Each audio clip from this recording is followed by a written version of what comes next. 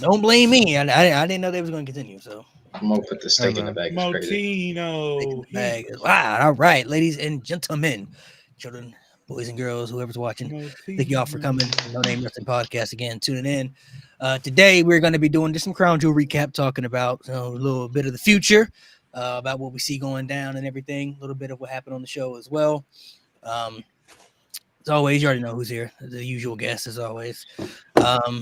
GM will let you, before I say what I got to say, because I got to say something too. You said you had a question, so I don't know. Oh yeah, Adam. I just had a question for Jade because he is an avid CM Punk hater. He is not shy about it. Yeah. He is not apologetic about it. I'm a professional. Yeah. Professional is crazy. So, as the leader of the CM Punk I Can't Stand His Guts Club, Yes, sir. how do you feel? Like, will you actually give him credit for being straight edge? I mean, yeah. I mean, Or do you think it's a Random ass question. I mean, No, but- you weren't here at the beginning, Nate. That's why I'm asking.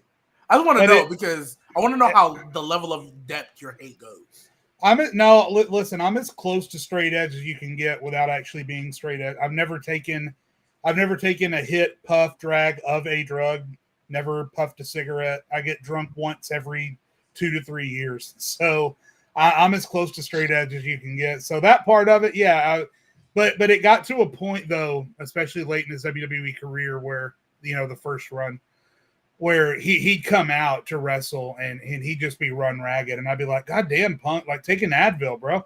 Just do something. But yeah, no, that part of it, no, I can't say anything disrespectful about CM. But now I will say, as long as his brittle bones keep falling apart on him, maybe he wants to pop an ibuprofen every once in a while. But no, I can't hold him accountable for that.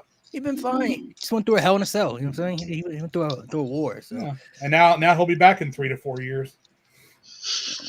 That's crazy. Also, but happy belated Halloween for everybody in the chat. I know so we are 3 days past Halloween. But hope y'all had a good Halloween. Hope y'all enjoyed the holidays. What's wrong with Halloween? I'm not gonna lie, we can skip that Halloween. What the fuck? What? We can skip that Halloween stuff and get straight to Christmas. I'm not gonna hold you. Like you didn't see my picture, bro. You didn't see my CM Punk picture, bro. I did. Hey, and it was fire, Nate. Shout out you. You ain't like Halloween growing up, bro? Bro, I'm not gonna lie. I was always ready for Christmas, bro. That Halloween what? stuff. That's crazy. Always ready for Christmas. You're wild, bro. I'm blaming. Childhood born. The best thing about Halloween is the fact that November 1st is Christmas season. That's the best thing about Halloween. Thanksgiving, bro. Come on. You gotta say, can we get past Thanksgiving first, bro? Jesus, I'm not gonna lie. Right. I'm not gonna lie. Damn. Thanksgiving, you can. Do you like anything? Bro? I will say though, with Halloween and I want to preface this to you by saying, don't take this the wrong way, because you and I both know what you've gone through family wise, right? But I will say, I was like you before I had a kid. When you have a kid, it changes. You feel different about Halloween. Halloween was dope, bro. Yeah. Yeah, I'm gonna find that out this year. Sometimes, I mean, as I got older, some of my friends, like when we had school and stuff, we would just meet up. Like we got candy and stuff, but we would just meet up and just hang out. You know what I'm saying? Like it's just all the kids gonna be in the neighborhood, so you can just see whoever. You feel me? Like, and there's two things that I hate. I hate standing around in big groups of people, and I hate standing in line. And these fucking trunk or treats, that's all you do. And yet I do it because my kid. What was your son this year for Halloween? He was Venom, which was pretty cool. Okay. Got a Venom costume. Man, he watched the movie for the first time. The only reason I dressed up this weekend is because of my first Halloween as a teacher, and since I teach 6th graders, we just won the district championship. Shout out 8th grade Lockhart Lions. Respect. We just won the district championship, so I said if we win the championship, I'll dress up. So I dressed up like an old lady. Your favorite grandma, your favorite auntie. Had the pink robe and everything. It was lit. When you wear it on screen, So does so, bro. Yeah. With the dress on. Cat Williams watching, bro. Be careful. Cat Williams. Oh my god. Oh, you're cooked at that point. I didn't even think about that. Okay. G did he? This man, this man dressed up as Medea, bro. I took the robe off at the time though, because it was hot in my Big class. mama, bro. It's crazy. It's crazy. My younger brother. No. Wait. He said a dress, not a robe. He said a dress, not a robe. I'm good. I guess.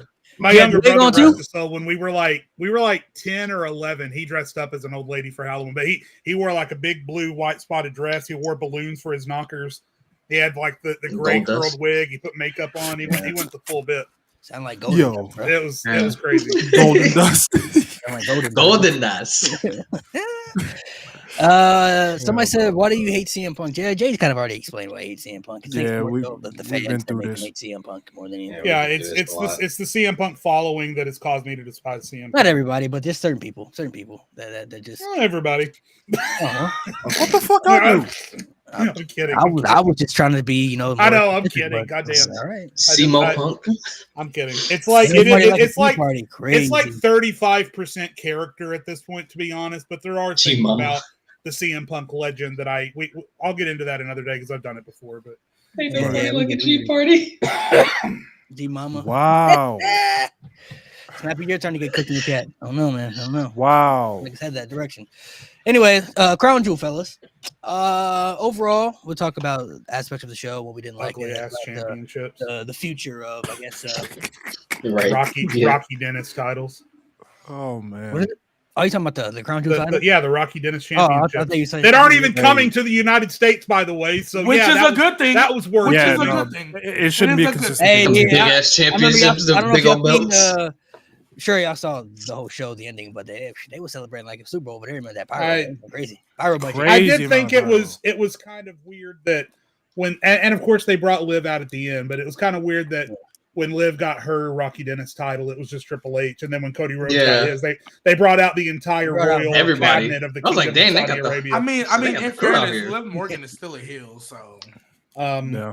I think yeah, I think they said that for the end though because I don't know. Geez. They got more Malika pyro Iverson- than Mania Jesus. 40, bro. They're I'm not god gonna lie. awful. I hate how they look. I hate the point of them. They're gaudy as fuck. I hate that it's a title that, oh, look at this big expensive title with 23 karat gold fucking diamond rhyme, blah blah blah. Oh, but let's just leave it in Saudi Arabia where we're never going to see it. It's complete Survivor Series bullshit. 2010. The matches were good. If you wanted to do champion versus champion, I'm all for it. I had a good time with it. It was excellent. Cody and Gunther was old school as fuck, and I loved it. But yeah, those ugly ass titles. I'm just ready to be done with them. So overall though, I mean the show, I thought the show was okay. Like I said, the ending was what it was. They probably spent more money on them titles than they did in their own titles in the United States. I ain't gonna lie to you. Championships. how do y'all feel? Couple mil. How do y'all feel? And it's probably super, super nitpicky. But how do you feel that Gunther and Cody Rhodes were the main event? As it should have been. As they should have been. As it should have been. Yeah. Should have been. I would have been kind of pissed off with the Bloodline main event. Plus, Roman probably didn't mind getting to leave early. He's probably got his own private jet and all that shit. So ready to go. I mean, if you do a title versus title match like that, I mean, these are two. If you're trying to present this as something important, I mean, how else do you not have it in the main event? plus, the number one important thing with these Saudi shows is making the crowd go happy. So if you knew that Solo was going to pin Roman and you knew Cody was going to win, then you send the crowd home happy by having Cody beat Gunther. Plus, you get that big moment of Cody with all the royal fucking whatever cabinet members in the ring, and that's how they wanted to do it. So that's how they did it. The one thing I will say about the Saudi shows overall is that I'm glad they feel less like a glorified house show, because that used to be all they were. They got having these champion versus champion matches, having U.S. title matches. That triple threat was the match of the night, by the way. I don't care what you say. That match was awesome. It makes it feel it when I watch Crown Jewel now, even though I still have to put aside my feelings of working with fucking Saudi Arabia in the first place, which we won't get into on this show. If I put that aside and I just focus on the wrestling part of it, it feels like I'm just watching a wrestling show, which is great, because it used to feel like I was just watching a $1 billion house show. So 100%. Yeah, those Crown Jewel shows used to be cursed in the beginning. They got better towards like 2021-ish. There used to be a lot of bad moments. Excuse me. Yeah, a lot of bad WrestleMania, bro.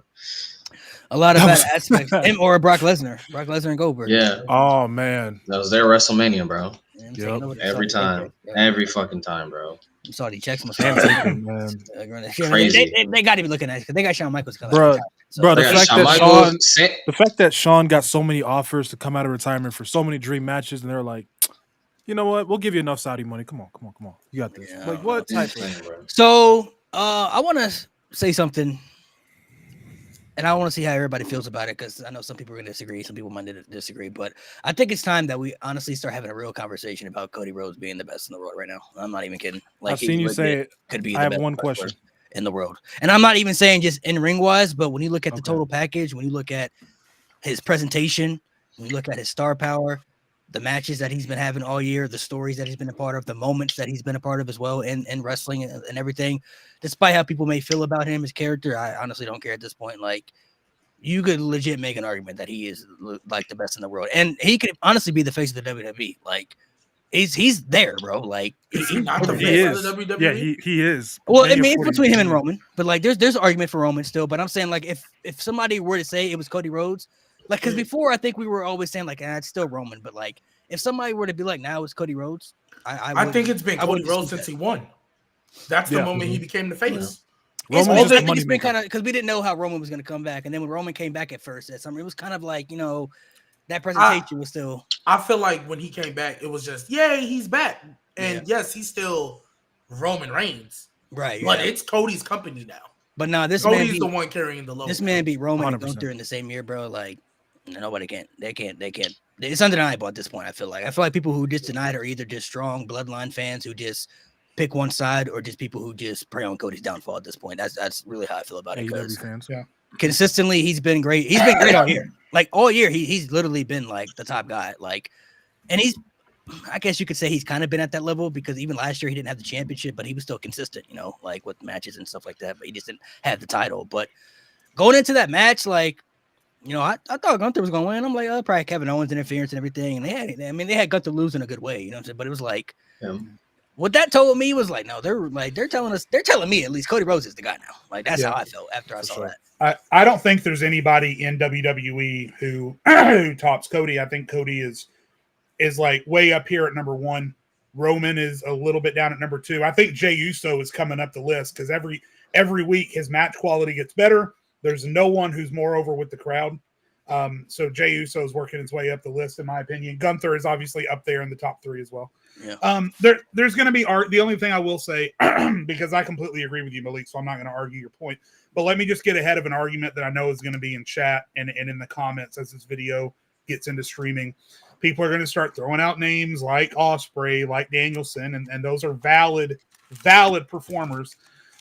But let me just say, when we're talking about the best in the world, you have to take into account the number of eyes that they bring to what they do. And the fact that Ospreay and Danielson and whatever name you want to throw out there, MJF, Adam Cole, whoever, wrestle in AEW, which, all joking and all possible trolling aside, you look at the crowd sizes of AEW, you look at their pay-per-view buy rates, they are not competing with WWE in any way, shape, or form.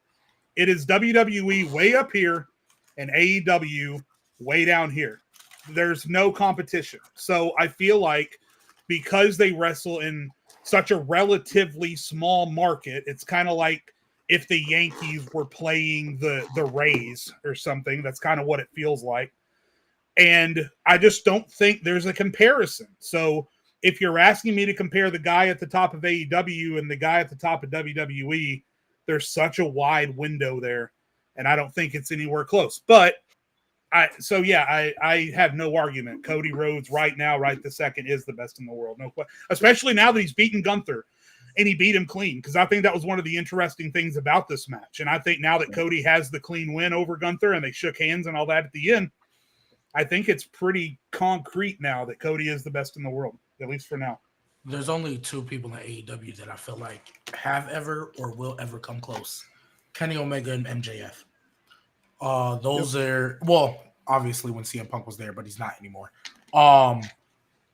As far as like drawing ratings and all that stuff, like when he was talking about eyes bring it to the company, not like their quality, like just eyes bring it to the company. Right. Kenny Omega and MJF are the only 2 that have ever or will ever come close to what Cody has done. And I mean, possibly no one's ever going to come close to Roman, the way he brought that shit out the mud from COVID. Nobody. But like, you know what I mean? Those are the only 2 that you could even remotely. It's like I'll entertain and listen to your argument points. Everybody else, stop talking. But them 2 is the only people that would ever come close. When I'm talking about the best in the world, I'm not just talking about when people say best wrestler. I think a lot of people always interpret you're just talking about like their wrestling ability. like just what they can do in the ring. But it takes more to me. I'm looking at the whole package. I'm looking at what your presentation is like, you know, what you bring to the table as far as your draw power, you know, the promo, storytelling, all that stuff. And some people may not like Cody's character, they may not like his presentation and stuff, and that's fine because the type of babyface that he is doesn't appeal to everybody. I get that, but I strictly feel that the only people that truly try to deny what Cody Rhodes is doing right now are either just strong bloodline fans or people who just don't like Cody. They just refuse to accept anything that he does is good at this point. So Cody Rhodes he's been doing the damn thing, bro, which is great to say. 10 years ago, nobody would ever think it was Stardust 10 years ago, bro. Like, look what he was 10 years ago to where he is now, bro. Like, nobody was 10 years ago, we were talking about Cody Rhodes being world champion. It's like, that was dead. Anybody talking about that? Like, I didn't care about Cody Rhodes 10 years ago. I ain't gonna lie to you. He was there, but I'm like, you know, he's jobber. You know what I'm saying? 10 years now, bro. Like, I gotta give respect, bro. He doing the damn thing, bro. He doing the damn thing, man. And only person I'll argue over. Go ahead. Only person I'll argue over, and who I will still say because I'm just a fan, is Gunther. That's the only person, even though he beat him, I don't care. But I won't argue Cody Rhodes being number one. But I'm always going to say Gunther. I'm going to say Gunther till he drops the damn title. I will say to that point and to Malik's point, I still have Gunther as the best technical wrestler in the world, best in-ring performer. Gunther's still number one. I still have Seth Rollins at number 2, and I have Ospreay at number 3. That's my top 3. But yeah, technical wrestlers definitely different. Cody's maybe not even top 5. Maybe he's definitely top 10. He's good, but he's not. He's good, not tremendous. He's not world changing. Gunther is world changing. Rollins is world changing. Ospreay can be world changing if he has the right opponent. But yeah, it's a different conversation. Yeah, I mean, like, belt to belt in ring wise, Gunther, I still think is number 1. I mean, just for the fact you could put him in the ring with anybody, he could put on a good match. You know what I mean? For me, it was Danielson until he retired. I still have Yeah, no, and I'm taking that into account that he's cool too. But like when you separate everything, like Gunther just doesn't have the star power that Cody has. You know what I mean? He doesn't have the presentation, the aura of what Cody Rhodes brings to the table, and the fact that honestly, bro, if you look at his flowers, goddamn. And it's the fact that if you look at Cody's resume, like in the last 2 years, and for some, I don't know how, for him to be able to keep the majority of the audience on his side, though, without switching sides, without changing, like. Someone said Finn Balor's top 5. Top 5 what? Oh. They didn't even spell it right. That's top how 5 what? He couldn't even spell it right. Top 5. Anyway. Best players. That's what I was saying. If you look at, because we always talk about the typical, white meat baby face, like how it's very hard for that to appeal to a certain audience and get over. But like, it's not like they haven't been pushing Cody Rhodes the last 2 years. He's been doing that shit for almost 3 years, and it's still gaining momentum. In the last, I gave a stat in the chat yesterday, but in the last 2 years, he's beaten Seth Rollins at 3 straight pay-per-views. Even did it with the torn pec and a Hell in a Cell.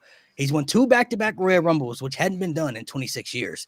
He's main evented 3 WrestleManias already, ended the reign of Roman Reigns, and he's also beaten Gunther. 2 guys, mind you, in the same year he's beaten who don't lose much. He's been WWE champion for he's probably gonna crack a 365-day, like G been saying, like he's gonna crack that 365 as champion. So he's been pushed. WrestleMania is not till 20th of April, so he's cracking that 365 for sure. Oh yeah, facts. And then, it's late April now. It's not early April. No, it's 19th and 20th. It's mid-April. 420 WrestleMania, bro. I got something I was gonna bring up later, but now that I know that information, it just confirms it. But go ahead. So don't forget, Cody also took 2 of 3 from Brock Lesnar and had a tag team title reign thrown in too. So and look at all that combined, the 2 back-to-back Royal Rumbles, the 3 WrestleMania main events, him sweeping Rollins with the torn pec even in the last match, and then Roman's reign pinning Gunther. He's only lost 5 matches in 2 years. That's the craziest stat to me. 5 matches in 2 years is crazy. And most people, I just feel like most people in that position, the fans would have already been tired of it, you know, especially with the type of gimmick that Cody, you know, has been portraying and everything. So I guess we'll see how long they can do it. I mean, because eventually I do think he'll probably turn heel, which maybe it may honestly be even better for him for the long run. But no, he will not. Heel Cody. But we've said on this podcast, run it till the brakes fall off. Like don't panic and change just because you get a little bit of booze at a house show or whatever. Like until that crowd 100% turns on him, you got to run this. So we see that Cena. That 06, 07 Cena. The fan turn is coming. The turn is coming, bro. It would have happened already. Right. It would have happened already. I'm sorry. At this point, the only way fans turn on him is if he turns heel. Not gonna lie. Well, for me, when it Hold came on. to You got somebody coming in real quick. Hold on, wait. There's no way a Bret Hart fan is trying to disrespect Prince Balor and Andrade and Melo into the top 10. Solo is amazing. Oh, this guy's going crazy. First of all, Who spell Bret said right. who First said of all, spell Bret Andrade right. and Second- Carmelo and what? Second, Watch saying it- Finn watch it Balor's top unpack. 5 in the world is a symptom of drug use. So get off my ass. That's crazy. That's crazy. Said go to rehab, boy. y'all ain't never heard me say it, so don't come. Y'all remember that Right, episode? exactly, G. Y'all remember that Even episode G- of even First G Date like, where you good. where Stephen A said he was talking about the Clippers acquisitions, and he was like, they signed Lamar Odom. Who was on crack? That's what that reminds me of. I mean, I said before that I always felt Cody Rhodes was the anomaly when it came to baby faces, and I've changed it as of late to say no, he's just revived the traditional baby face. If you notice across the board, Io Sky still getting cheers and they not doing nothing. If Lyra comes out, she get cheers, they not doing nothing. Right. A lot of these baby faces, the crowd is more like traditional cheer babyface boo heel. Like they don't really. There's not much indifference until Pure Fusion Collectives comes on the screen. Then okay, sure. All right, bro. But Street Profits too. Unfortunately, it was yeah. Street I Profits can't, was believe, at I a can't believe we're rock at that scene point, bro. Bro, Street on Profits have hit bro. rock bottom. Bro, Montez is bro, pissed. bro, Split it up literally, a bit. yeah, I saw what Montez said, and I was gonna make a video on it later. See what they can do. But Let's see what they Jay, can to do your when it point, goes. Jay, to your point, it was like a couple months ago, but it was the Street Profits versus Pretty Deadly, and the Street Profits came out to nothing. That was this That's past so Friday. sad Yeah, to it was me. terrible. No. so I'm sad. talking. No, this is before this past Friday because they kind of got a little bit more like reactions when they were doing the Coming stuff at you. with He donate money What? for I it. do you- I don't. You're donating money to get cooked. Okay, so I never said Finn Balor couldn't work. Okay, those words never came out of my mouth. Just can't Finn win. Balor can absolutely work. He's a great professional wrestler. He's not top 5.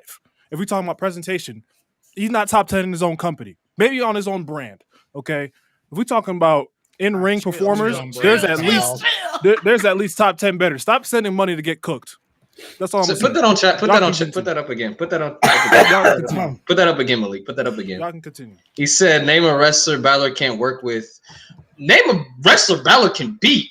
Can we do that? Can we just do that? That's crazy. Dominic gotta win before Finn. Fuck out of here, nigga. Fuck out of here. Nah, Dominic. Yeah, Dominic did get a win. That's He crazy. did, bro. He did, bro. That's but crazy. what I That's was crazy. I About love to be Finn his burner. Balor. Is this your burner, Don't bro? make me cook Is him. this your cousin or something? I love Finn Balor. He said, "I don't Don't make me cook him, associate bro. with this." Hey, I ain't say nothing about no top 5. I just said if you build him right. All I said was he's gonna win the feud. That's all I said. That's all I said. I said he's gonna win the feud. Anyway, Someone say he doing spin whoa, jitsu on it. whoa. Yeah. Chill, Braxton, chill. Anyways, That's crazy. what I was gonna say was, Jay, Damn, to you your looking for point, your support, Yep. G. You looking for your support. I ain't want that merch. You ain't gotta drag. He it. really- You ain't gotta drag the support. But Someone said he ain't better presented than him. Overall, Shows when I- left knee. That's crazy. Go ahead, G. Go ahead. I'm listening. G. yeah, it's Go ahead, just G, I look sorry. at baby faces overall, Yeah. and even the lower end ones, like the lower mid carders, the almost jobbers, they'll get a reaction. Like the fan does not Exactly. turn, and I think it's because of Cody. Like he's for sure the reason Changing why the baby landscape, faces. bro. He brought back the traditional white meat baby face, and Yep. everybody can cheer and applaud.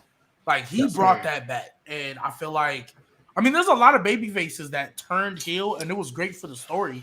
But like Chad Gable could have still been a super mega baby face. Yep. It took Balor's a little not a minute better for wrestler, it bro. took a minute for DIY, Listen. but they're over super mega baby faces right now. Yeah. Oh, what's it called? Tiffany Stratton, the heel, is cheered every time like a mega baby face. Like Yep. every time. Right? So I just think Cody Rhodes has, if it wasn't for Cody Rhodes, I do not know if we would be able to build baby faces anymore. That's how I feel. Facts. I think it's more so what helps Cody is this his journey, his story. For him not being the original chosen one. Like we all know, he wasn't the first option. He wasn't somebody who was supposed to be the WrestleMania main event guy. He wasn't supposed to be the WWE champion. Like he was a jobber. Like legit. Like he was nobody, bro. Like at one point. Wow. Damn. He said I didn't GG, answer his dude. question. What are you talking That's about? because the question was asinine. Let's move on. Was stupid. This is a stupid. Nobody said he couldn't work, nigga. He just can't win, and that's his We're problem. done. We're done. He's done. I hope you're done sending money, bro. Hope. Finn Balor is cooked, bro. Unfortunately, it's unfortunate, but Nigga couldn't even great beat a wrestler. 50-year-old Edge, bro. Fuck out of here. And somebody said if he had the right booking, that's the main. That's Every If- wrestler ever. That's every wrestler ever. You Yeah. didn't prove shit. Just to close the loop on this conversation we were having, Roman Reigns said for years in interviews when he was going through what he was going through as a babyface. He said for years, I don't care if you cheer me, I don't care if you boo me, just don't sit there and not say anything. And there are, I think, 3 acts, maybe 4, that are not getting cheered and they're not getting booed. And I think they need to cut it now. The fucking what's their fucking name? Fucking Baszler and the Pure Fusion Collective. I love Baszler. I love Zoe. They are not getting a single reaction. They need to change it. The Street Profits, again, the big problem was they should have turned heel a year and a half ago with Bobby Lashley. Yeah, the that shit didn't happen. Gee, get your friend. And then fucking Karrion Kross's group. Now, maybe this war with the Wyatt Six is just what they need. I'm not gonna lie, Karrion Kross gonna get interesting. No. I'm not gonna lie. The stuff with the Miz is hilarious. Hey, I'm not it's gonna funny. lie. I'm not gonna lie. The Final Testament has been. Hold on, I want to hear. Okay. We're not going with the whole Final Testament. Okay, AOP just kind of there for being real. Oh, well, Scarlett's cool. Karrion Paul Kross Ellering is a legend. Paul Ellering is a legend. We'll give him that. Karrion, he got some comedic chops. I respect it. That's what I'm gonna say. He does. Karrion Kross right now, is a honestly, Finn Balor. he's making his character have meaning. Like, even though he may not win matches and stuff, everybody that he's feuded with has done something afterwards. So he's making his character have Fart purpose. more. You donated your money to I've get cooked. been saying this. Karrion Kross is the heel maker. He just wasn't interesting. He's still boring. Drew, I think, was the one that took the longest to turn heel. But he turned heel. Miz turned heel. AJ. Who else? AJ. Shinsuke turned heel. And Xavier Wait, Woods wait, is damn near wait, heel. He done ripped Rey Mysterio's mask off. You said who? Yeah. Did you guys Right see with on the Twitter sun where he on said WrestleMania. see on Twitter where he said he found the Miz and it was an action figure at Walmart? That was funny. That shit was funny. You funny on social media. I'll say that. Nah, I'm not gonna lie. He got some good Twitter fingers. Nah, he definitely he's starting to add like things where I'm like, come on. There's layers, yeah, and that's the thing. Yeah, let's stop hating on this nigga now. Like, come on. He added some elements that's making it interesting. I'm not gonna cap. He making it a little interesting. So, I mean, I don't think they'll ever be able to get him back to what he used to be when he was that dominant force. He said in goes an wrong interview. again. He said in an interview with CVV, who I seen it. Yeah, I seen it. Yeah, he basically like, I'm not going back bald because the way I was presented when I was bald, I was dominant. Yeah. That's not me right now. So like, if I go back to that, that's what you're gonna expect. If you don't get it, Yeah, that's what we want. then that Lord, yeah. But like Triple H, look, at this point, I think Triple H has made up his mind. Like, I think he tried to like, I want my NXT guys back. Then he brought back Hit Row and they didn't do nothing. So I think some of his failures. I mean, shoot, Indy's gone, Tegan is gone. Baron Corbin, hold on. Corbin. That's right. Baron, oh my God. I think Baron Corbin, and I'm sorry to just randomly change the subject like this. No, you good. But I am passionate about this. Baron Corbin, obviously he went through the phase where no one wanted him around. That was not his fault. It was the booking, the fucking Constable Corbin. That was not his fault. Even as Constable Corbin, even though the character was irritating as hell, he was still having decent matches. Baron Corbin, I think, might go down as one of the biggest missed opportunities WWE ever had. Because I think that dude had every especially if they would have, the fucking bum-ass Corbin stuff was silly, right? But if good. If I thought they were going to build it up towards a redemption storyline, but instead they built it up to Happy Corbin and just had another fucking Constable situation on our hands. No one wanted that character. He got no reaction. If they had properly built up bum-ass Corbin into a redemption babyface, he could have stolen the show, but they didn't. And then they send him down to NXT where he does the best work of his career. And in the middle of the best work of his career, they call him up and do what? Nothing. Yeah. Baron Corbin's going to go down as one of the biggest. He's had two great opportunities for redemption stories: the bum ass Corbin, and then the call up back from NXT. You literally could have had him chase the U.S. title, bro. The problem with Corbin, he was cooked after that Money in the Bank cash in. and then after literally 5 days later losing. Well, that was a punishment because he got in trouble during the, which was so stupid. Which was because he spoke up about concussion information. Well, yeah. So what happened was I guess spoke his mind. The way he did it though, like they had brought in somebody to come speak, and the way he was going at the nigga, like even though you can agree with what he was saying or not, in fairness, there is a way to handle that. And so Vince was like, yo, you can't just be talking crazy like that. You're punished. Like, and Baron Corbin wasn't no like elite nigga at this point to get away with that either. So like it was dumb, but like at the same time, man, he had a lot of phases through his career. Man, he had Lone Wolf Corbin, he had Constable Corbin, King Corbin, Happy Corbin. I mean, they've had a lot of opportunities, to do something special with him. My main issue is when he went down to NXT, revived himself, came up. I felt like he could have been extremely beneficial to SmackDown's mid-card division. Like, he just came up as a babyface. He would have been much better as a heel. I even feel like he would have been a nice little filler feud for Cody. Like, obviously, he wouldn't have beat Cody for the title, but that would have been a nice little filler feud for Cody to be a part of. They would have got some good matches out of it and everything. Like, that could have been something right there to fill in for, like, the summer or, like, whenever you needed him to do something to kind of separate him from the bloodline or something like that. Like, they could have did something with Corbin, but they put him in a tag team back with Apollo Crews, and he didn't need to be a part of a tag team again, especially after coming off the Wolf Dogs in NXT with Braun Breaker. Like, I feel like Baron Corbin was somebody that was always in weird positions that could have been used a lot better, but honestly, I feel like he could thrive a lot more outside of WWE now, especially with how the companies are, like in New Japan, TNA. Like, you see what Dolph Ziggler does in TNA. Like, Baron Corbin in TNA could easily be the world champion. You know what I mean? Like, he could do great things over there. So, and the same with Indy Hartwell and stuff like that too. I felt bad for her because she never even got to really prove what she could really do. They put the NXT title on her. She got hurt, gave up the title, and literally they called her up to the roster, and they ain't done up with her since. So, like, she never even got to see what she could do as champion. So, I feel like, they have a lot of WWE always has positions, I guess, where you could say they always have a lot of missed opportunities with certain superstars. But, Baron Corbin, I feel like is somebody that it's just probably best for him to separate from WWE now because he honestly could just thrive more outside of WWE. Maybe, but they clearly weren't going to do nothing with him. He's been sitting backstage doing nothing on SmackDown. Yeah, there's something about his build and his persona though that just feels he just screams WWE to me. Is the thing I don't think he's going to be any more successful anywhere else than he could have been in WWE, and it's just a damn shame that it was a combination of things, timing, obviously. He, along with a lot of other people, suffered from existing at the same time as the trio of Roman, Seth, and Brock. There's a lot of people that suffered because of that. And Cena was still in his prime when he came up as well. So not entirely his fault, but damn, I'm a big fan of Baron Corbin, always have been. So it just sucks. Corbin's dope. I like it. I mean, I do feel you, Jade, what you said, like maybe if he goes to TNA, because even though I think TNA got some guys, they're not on the level popularity wise as AEW to like really just rely on their top guys in their mind.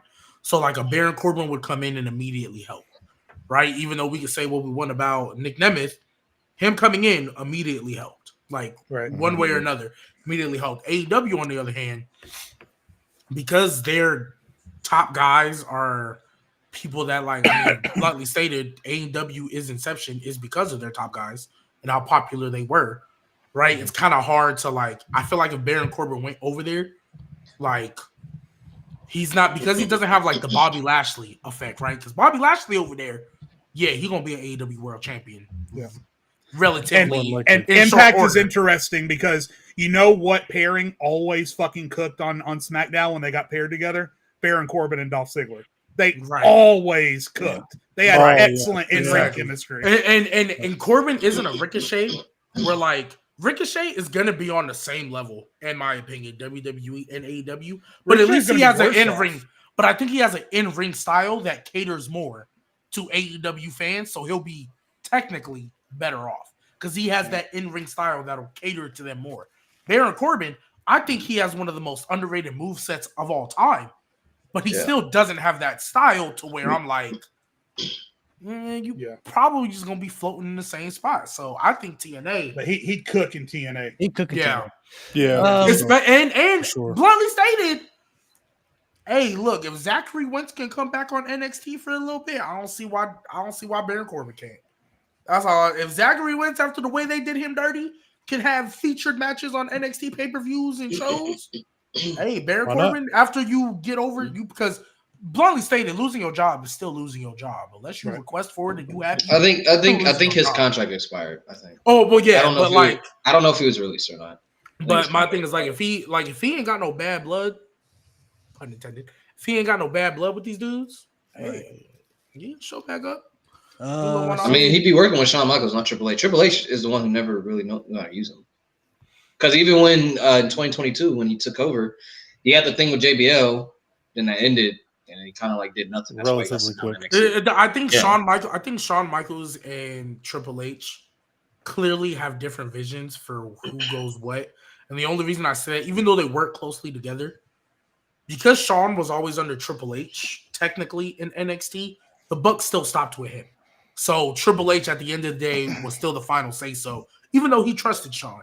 Now that Shawn is actually kind of the buck stops with me now, he can kind of like if Triple H and Shawn Michaels flip spots, right? I think mid-card across the board would be better than what Triple H is doing. However, I do think Triple H is better at booking main event guys and main event talent. Just because that men's main event in NXT is it's atrocious. It's Halloween Havoc was they are definitely in their transition period right now. And Trick is doing his best, and Trick Williams is incredible. But there's just something about Trick Williams to me, even with the crowd interactions and stuff. When the bell rings and the match starts, there's just something about Trick that doesn't have the same effect as people like Breaker or Hayes before him had. Or even going further Trick back Williams, when you have Trick Williams, Adam Cole or Gargano. Trick Williams is the perfect, and I mean, it's unfortunate that I got to say this, but he's like the perfect definition of the guy who's really good at chasing the title, but he's just not really a good champion, really. Yeah. I mean, it may not really be his fault because when he first got champion, I don't think they had the right contenders for him, but like even now, it just, I don't know, man. Which is weird for a guy his size to be an underdog, but that's what he is. He's a better underdog. Jaden, that's what I was gonna say. He talks like he like that. He looks like he like that. He has the entrance like he like that, but he wrestles like an underdog. And it was cool when he was first coming up as the Ilya stuff and the Carmelo. But now, don't get me wrong. I'm not the biggest fan of Ethan Page in ring either. I could care less about his thing, his presentation. This thing's fire. I personally don't care for when I kill him with a smile. Come on. I hate the way all ego sounds in the song. That's what I think it is. But ego. Yeah, I hate that. You hate that? Ego. Yeah. But I think that's a theme that does its job. I think you're designed to hate that because that's who he is. But in fairness, when Ethan Page was champion, Ethan Page was a better show. Bro, I'm not gonna lie. NXT was a better when show. Bully Ray came out, was anybody hyped or was anybody just confused as fuck? I knew why they did it. And I knew it was going to happen as soon as Halloween Havoc went off air. I was like, "Yep." I don't got a problem with that. They might end up doing like a Bully Ray and Trick Williams feud. I wouldn't be surprised by that because they don't got nobody for him to really challenge. This sounds like TNA, like 2015, bro. Oh god. But I'm not gonna lie. If they do that, if Bully Ray or he'll probably go. I'm so used to calling him Bully Ray now. Yeah. They got the TNA partnership, so they can say Bully Ray. But if he really tap into that, that heelish character, he fire. He great. But can he wrestle like he used to? I think the angle itself will be great. I think the promos and the segments and everything will be great. But I think when it comes to the match, they'll probably make it like a hardcore match. But even still, I just don't think Trick Williams has. The thing that bothers me about it, and this is a little thing, but it almost feels. It almost feels disrespectful having Bubba Ray Dudley in this spot just because of one moment that happened, and it's so stupid, but it bothers me for some reason. Is when he was doing the coverage and they just had that big debut and he turned around and had no idea what was going on. How about that out of nowhere? That was he didn't know her name. He literally said, "Hey, what's her name?" He literally turned around to the other guy and said, "What's her name?" Like, come on, man. Like, come on. Either you pay attention to the product or you don't. Wait, who? Who did you say that to? Yeah, who actually the little nerd was next? To be fair, her name changed, so he might have wanted to call her Delta, but he was like, I don't know. Oh, isn't her name like Zarya now? Yeah, Zarya. Yeah, I mean, and it just felt like he wasn't paying attention to the show, and then now he's got to go out there and wrestle, and it feels like a square peg in a circle hole. And again, I think Mo said it to Mo's point. It's because it's in Philadelphia. They're doing the whatever, but I don't know. I feel like there was other ways of doing that. I mean, I don't have an issue with it. I mean, if it could try to help Trick Williams, I guess, because the fact the way I'm looking at it is assuming this is just what I'm guessing. I don't know for sure, but the way I'm looking at it, they're really just building up Trick Williams because I think Obafemi is going to be the one. Stand and deliver for sure. But I don't think Bubba Ray in a tag match with Ethan Page and Ridge Holland is the way to do it. When Rich Holland won, I was genuinely shocked. I was like, "Oh, okay, I can live with that." And then he went. He attacked Trick Williams right away. That was the problem. Like, go after Tony D or something. Go fight Javon. Like, don't go to Trick right now. The thing, there's nobody else, but who? I mean, it's supposed to be West. I don't know what they're doing with that. West. That's what I just. I don't know what's going on with that. I just knew Wesley was the next feud. I just knew he was. He literally came off of beating Zachary in that. He came out and talked to Trick, and then Trick said, "Shut up, light skin." But I'm surprised. I'm surprised they went back to Ethan when they did the triple threat. There was no doubt in my mind. Yeah, I feel like they need to. That's why sometimes I feel like it's beneficial to bring up some of them people on the main roster. That's been like a Shinsuke right now. He ain't doing nothing, bro. Put him. He could be back. He could be. I'm not gonna lie. Shinsuke and Trick Williams, bro. I don't think Shinsuke's washed. Oh, it's like a one-off. I don't think he's washed. But that could be a little feud though. He's not doing anything. Shinsuke could feud with like Dante Ching or something like that, or Lexus King, and then Shinsuke's running around doing side missions right now. He don't even care about WWE. Man's a surfing. Shinsuke he could do a little something with that. Like people. Oh my god, I forgot about Sean Spears. Well, he's been hurt. He's been hurt. Yeah, I forgot about him. Oh, he's forgot about him. Sean Spears just came back. He got his ass beat. They have a mixed rotation of like you said, the main roster, really good main event guys right now on the main roster. A lot of good main event top guys. But NXT, no mid-card. NXT, the other way. NXT, no, Raw has great mid-card. SmackDown's mid-card is.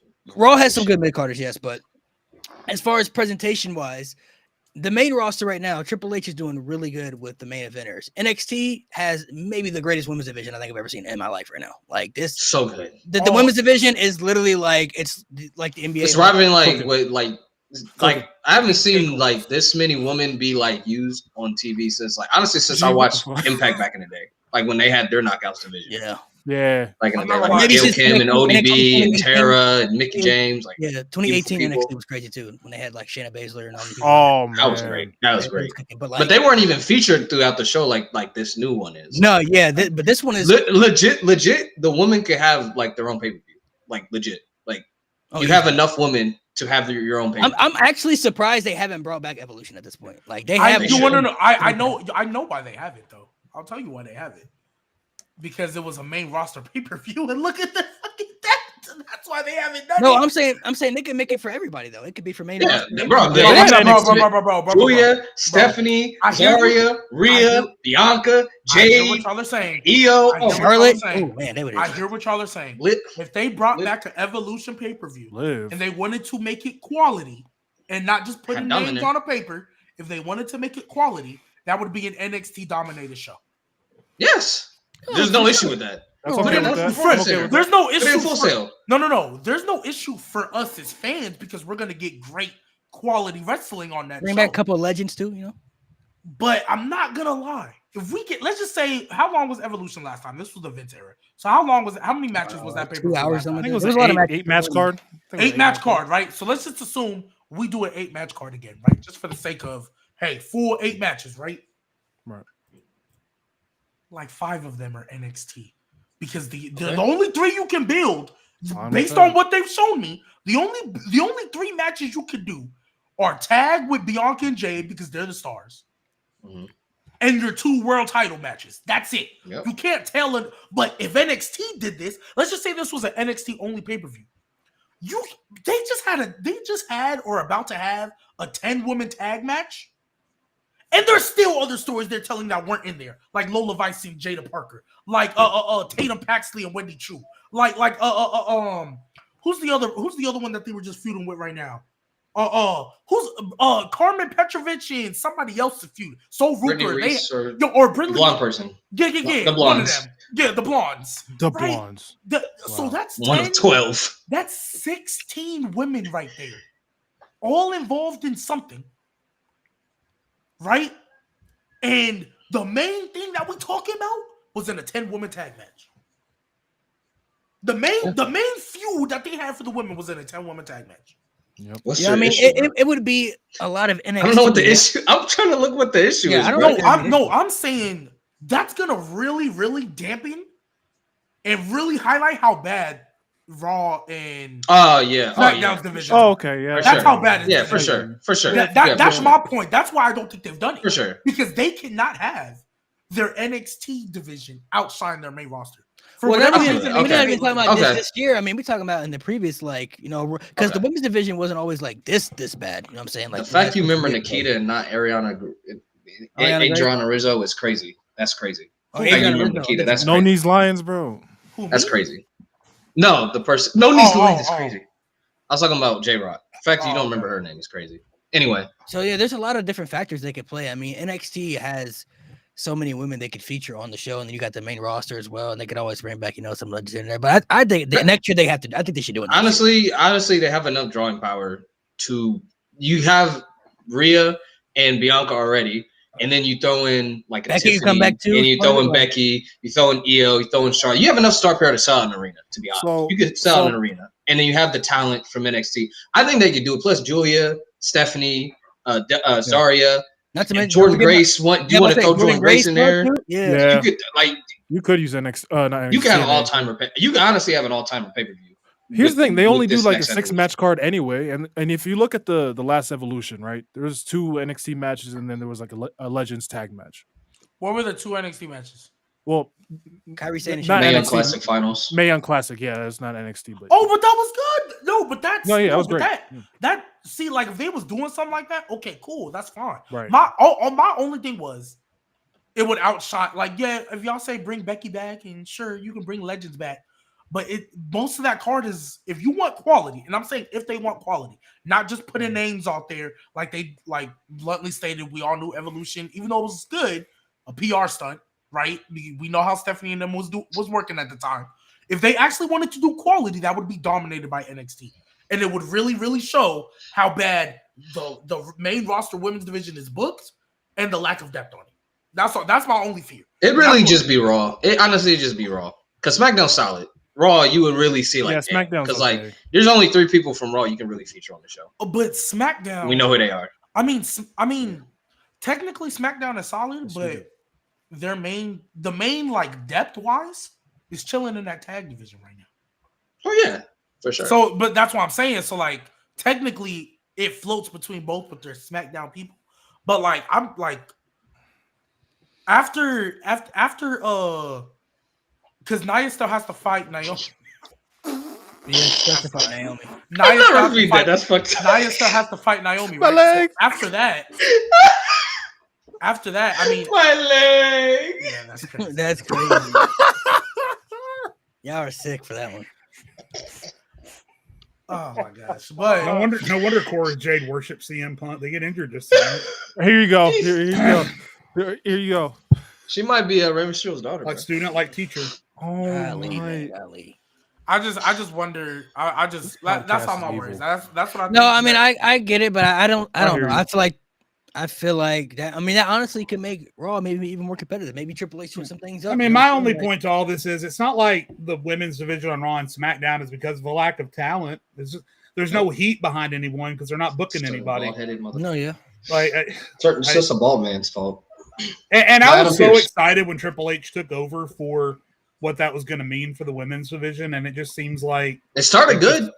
and then they just flatlined since then. I told y'all though, main roster and NXT booking is just different, bro. It's different crowds, different people around the atmosphere, appeal to. Yeah, different spice. It's just different. Like Triple H coming up to the main roster was gonna do what he could do, but I think most of us, maybe not all of us, but I think some of us probably we saw how good NXT was, and we just figured that he would just make NXT what Raw and SmackDown was. We kind of just figured it'd be the same, but the main roster is just different, unfortunately. Like everything's just different about the atmosphere. Because I was one of the people that said that I'm surprised they even put the tag team titles on Motor City Machine Guns already. I was like, bro, because when they first came out, they didn't really get a pop like that. I'm like, bro, if they did nothing NXT though, bro, they would have got a crazy reaction to NXT. You feel me? Like NXT had been cooking, but they had tag champs, so I can't. Hey, I'm not saying can't say that now, but I just feel like the main roster just has a different appeal than what NXT does, and the main reason I think we all loved NXT for so long because it felt like an indie show. You know what I mean? Like it felt like it was WWE. But it just felt more of like an independent wrestling promotion because they were bringing in indie guys. They had their own people on the roster. Like it was everything you could ask for. You know what I mean? The main roster is just, I don't know. It's just different. Some fans don't even watch NXT. People have been watching Raw and SmackDown for years. And I know people who don't even, some people, when these people come up, they don't even know nothing about them. Like, who is this person? Yep. Like, how you not know who this is? Like, they're been in NXT for like 3 years. I don't watch NXT.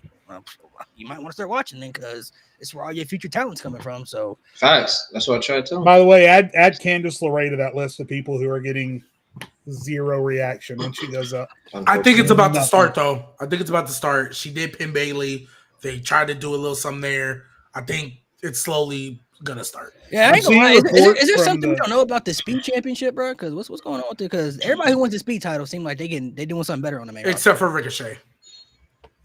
Ricochet but he was doing little stuff like he was involved with the Braun Breaker and Bronson Reed feud. Like he was doing something. Like he was on TV a little bit before that. He got put on TV though. Like he looked Andrade. Andrade did the stuff with Mello. Yeah. No, but I think there's Bailey. I think there's something to that, Malik. I think the Speed Championship could be. I mean, there's enough evidence there that you could positively say that it might be a, hey, we see you, hang in there type of thing. Like you're pegged, you're earmarked, hang in there, you're coming up, and then that Speed Championship is kind of the putting them in reserve type thing. Don't say Finn Balor, he's not getting it. No, I ain't talking about that. Hey, so I was just gonna ask him a question. So how we feeling if Natalya or Karrion Kross win that speed title? Then what? Natalya, no. Karrion Kross. We might be the best shot of the. Natalya might be the best shot on Instagram. She didn't even be in the ring. Just stay on Instagram. Might just be the best shot Karrion Kross has at women's singles title, man.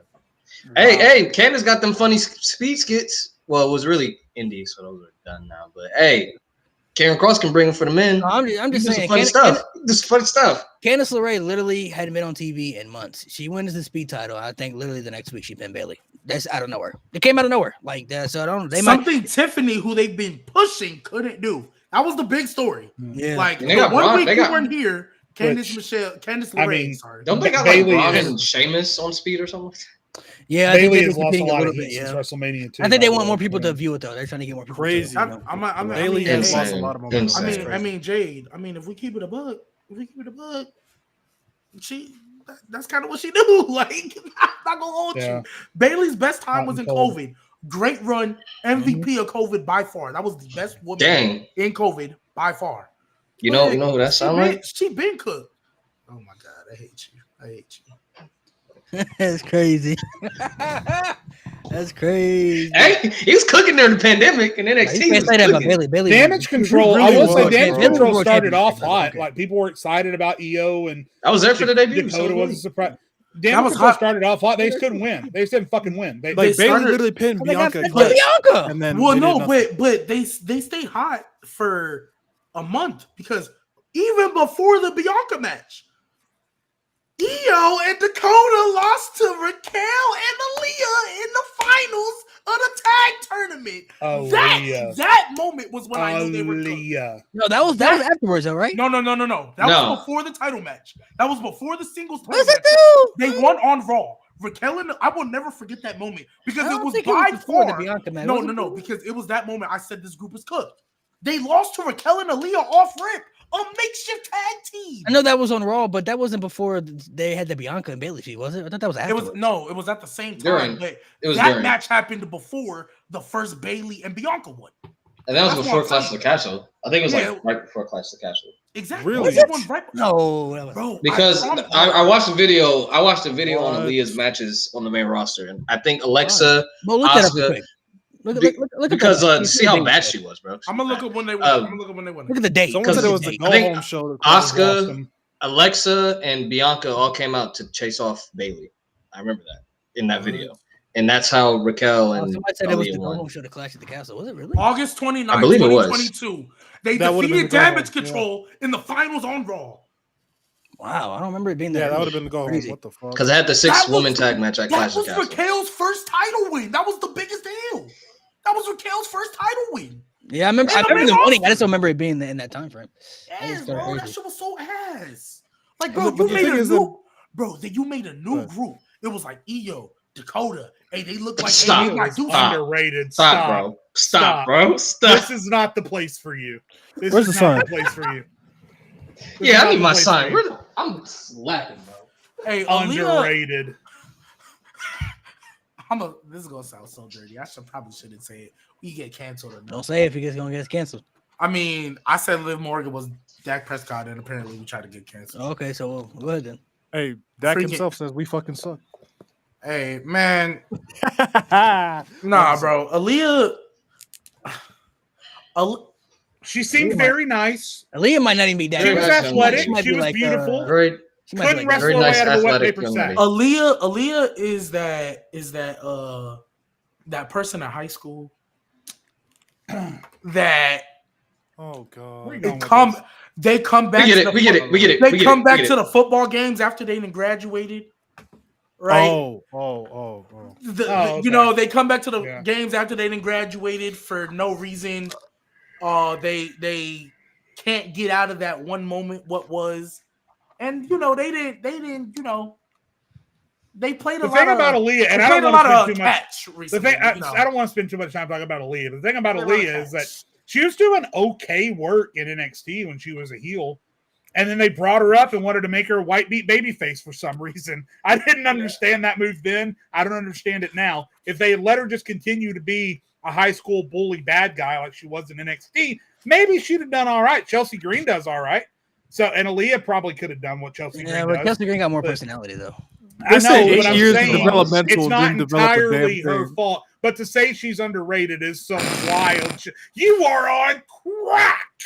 That's where we're going with She's a bona fide scrub. She's a bona fide scrub. She can't play. No disrespect whatsoever. Nate, you know who Aaliyah is? I love Stephen A. Smith.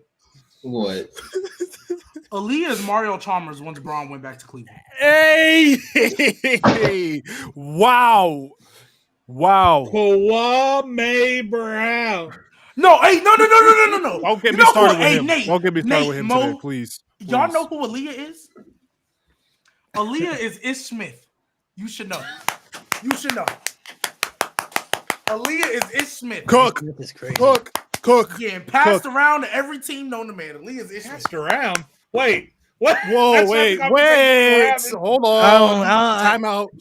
I don't know what he means. I don't subscribe to that, bro. I get what he meant, but these opinions do not represent the opinions of the No Name Wrestling podcast. I'm not saying nothing for nobody. I'm saying she is replaceable. She can be moved, and nobody would miss a beat. Does that mean we know why. We know why you called her replaceable. Let me stop. All right. I don't know what you mean by that. Anyways, Roman. I don't subscribe to this.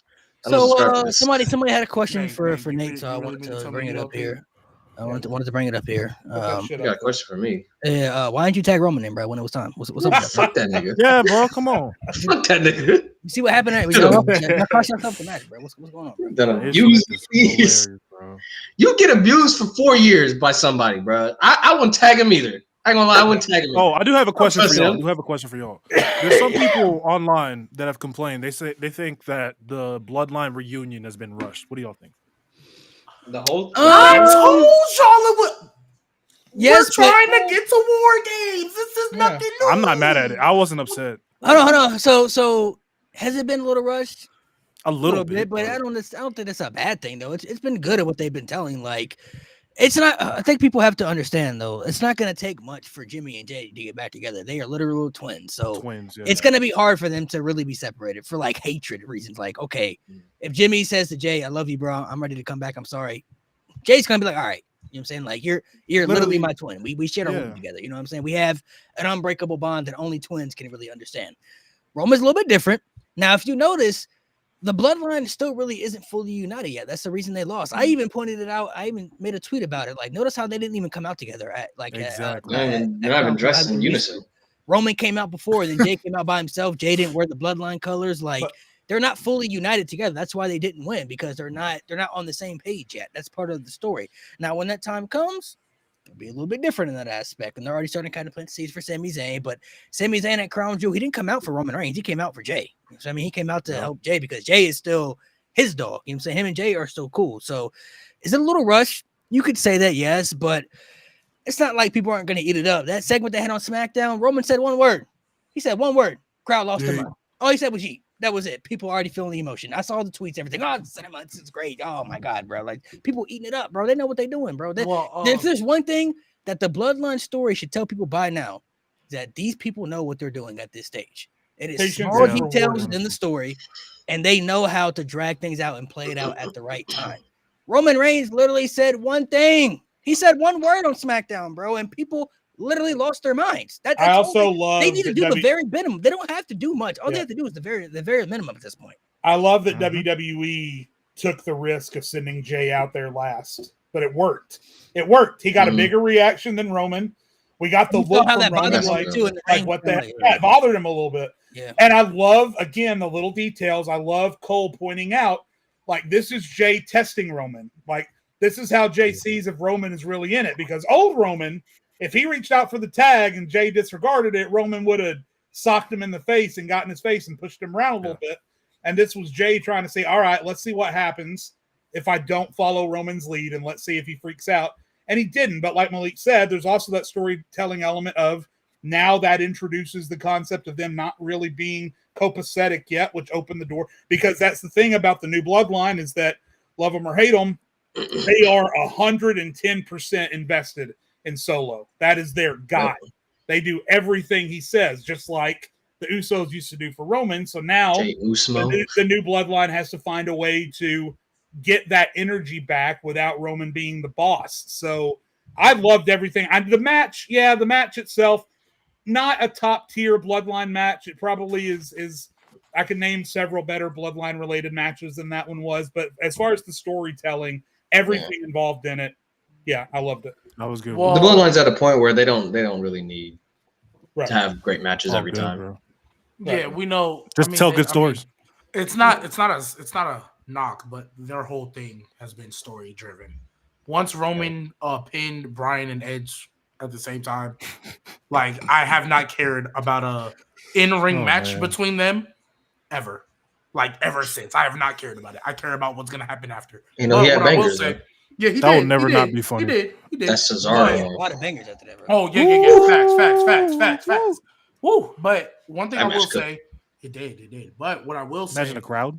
So, to the point, and then I'll get to, like, after a that, European crowd too. To the point of, like, them not being together right now. They're missing one crucial ingredient. The wise man. Ladies and gentlemen. The wise man. When he comes out for the War Games match, because I could be wrong, because I said Seth Rollins was going to be gone for a minute. He showed up next night.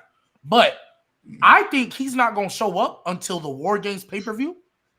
And he's going to be the one to, like, bring him together. Bring him in. Mm-hmm. And, like, you hear that.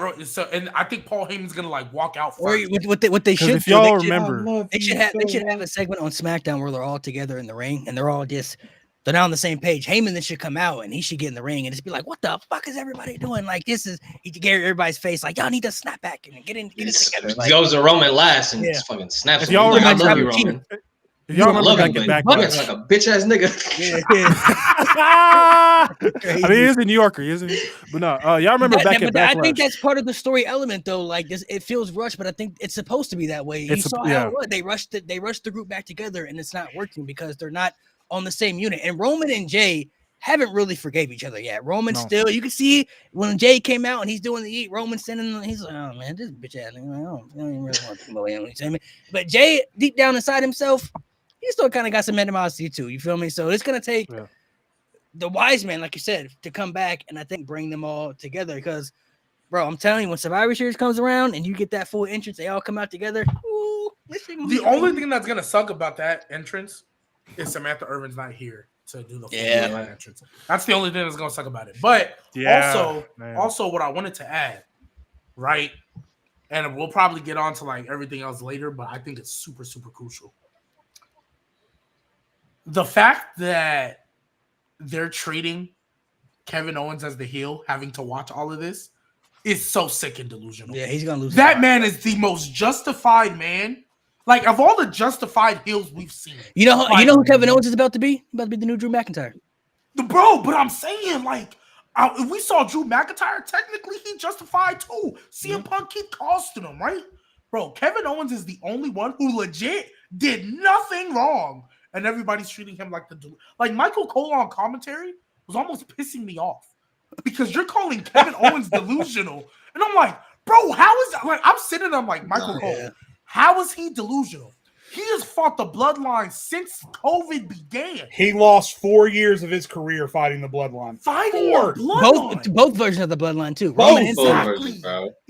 4 years. All versions. Randy Orton lost 18. Sammy's too. That's crazy. Randy Orton lost 18 months of his career. And Cody Rhodes, after saying he's done with them niggas, one little scrap and you join Roman's side?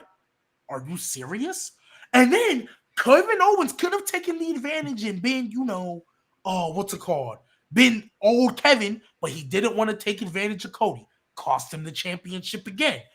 Then Randy Orton, who he said he let him in, he tried to be the good guy. Randy Orton, of all people, is going to side with the guy who took out 18 months, who teamed with the team that took out 18 months of your career? Are you serious? You're to be fair, with Randy, the Usos took out 18 months of their career, and the Usos are with the other bloodline. Was Solo not there for that? Solo was there. No. That was before Clash of the Castle. So he was so fair enough. But even with that, like, it's still Roman at the end of the day. Roman set the order. Yeah. You know what I mean? Yeah. So you're choosing with the guy who teamed with him. Kevin Owens has literally done nothing wrong. The biggest part though is yet to come when Sami Zayn goes back. Bro. He already did. I'm pretty sure I'm talking about like fully, like when he's fully on again, board. like, yeah. Which is why, Jade, I want to bring this back to you. Because Mania, and that's why I said I was going to bring it up later. Because I know now Mania is April 20th and not April 2nd or 3rd or 4th. Kevin Owens should be the one to beat Cody Rhodes at WrestleMania. Yeah, he should. Kevin Owens should be the one to be. So, because when you first brought it up, Jade, I was like, ooh, that's a good idea. That's a nice story. It's all if they don't do the Randy feud, because I don't think at this point, I don't know if they're gonna turn Randy heel for that feud. And I don't see a baby. They might do Cena Randy. Who knows, right? So if they don't do Cody Randy for the legacy story, Kevin Owens should win the Royal Rumble. Kevin Owens should go on to WrestleMania and beat Cody Rhodes because, hey, now that we know it's April 20th, Cody Rhodes would have had a 365 at that point. She is cooking. He did the full year, and Kevin Owens, as the justified heel, can actually pin Cody Rhodes, and it'll be a moment like he finally feels vindicated for everything. He hasn't won a singles title and who knows how long, but he wasted 4 years of his career fighting the bloodline. When I said the next person that beats Roman has to be the next megastar, the one that beats him after, Kevin doesn't have to have a long reign for this. Mm-mm. I think Cody did, but I don't think Kevin does. And it would be the best. Honestly, this might be the best story you could tell with Cody. Once he This might be the best story you can tell with Cody. I'm not gonna lie. Get this too. Hold on. You guys want money? Get this too. You guys love this guy, right? Can you imagine if it comes down to the final two and Kevin Owens tosses CM Punk out that Rumble? Oh my God! And then we get Kevin Owens versus CM Punk for a few months before we get to Mania. I don't know. I thought you was gonna say Sammy, bro. I'm not gonna lie. Sammy could take the title off Kevin. We could tell that story. If they wanted to do that. Listen, I'm just saying. I'm not every day it makes more and more sense to me. I know it's probably not going to happen. That ain't happening. So, but I hope it does. Now I do. It gets. Imagine CM Punk feuding with Kevin Owens and Seth Rollins back to back. I mean, two guys that hate him. Two guys that hate him. Seth a little bit more. But has Kevin and CM Punk ever had like a public? We just know Kevin is real close with the Young Bucks and them niggas. No, he's never. They've never like had any other like. I don't think they got any beef. No. Yeah, but it's just I know. But they don't need beef for it to come down. I think Punk said something about Kevin Owens' body and something like back in the day. You know what? I do remember. I think like their beef isn't like Seth Rollins, CM Punk. Like they're not like fuck you. Yeah. Like, but Kevin's just like and Sammy's the same way. Like Sammy doesn't like Punk either. Like, look, all I know is that at Saudi, just to bring it back full circle, Kevin raised that chair and the referee grabbed it. Owens did not hesitate. He stunned that guy like that. Didn't even think about it. So we are just weeks away from Owens giving Orton the fucking apron powerbomb. Oh, and I am. He already elbow dropped him. I'm so ready for it. I like how I like how they're adding both elements for Orton too, because Orton RKO.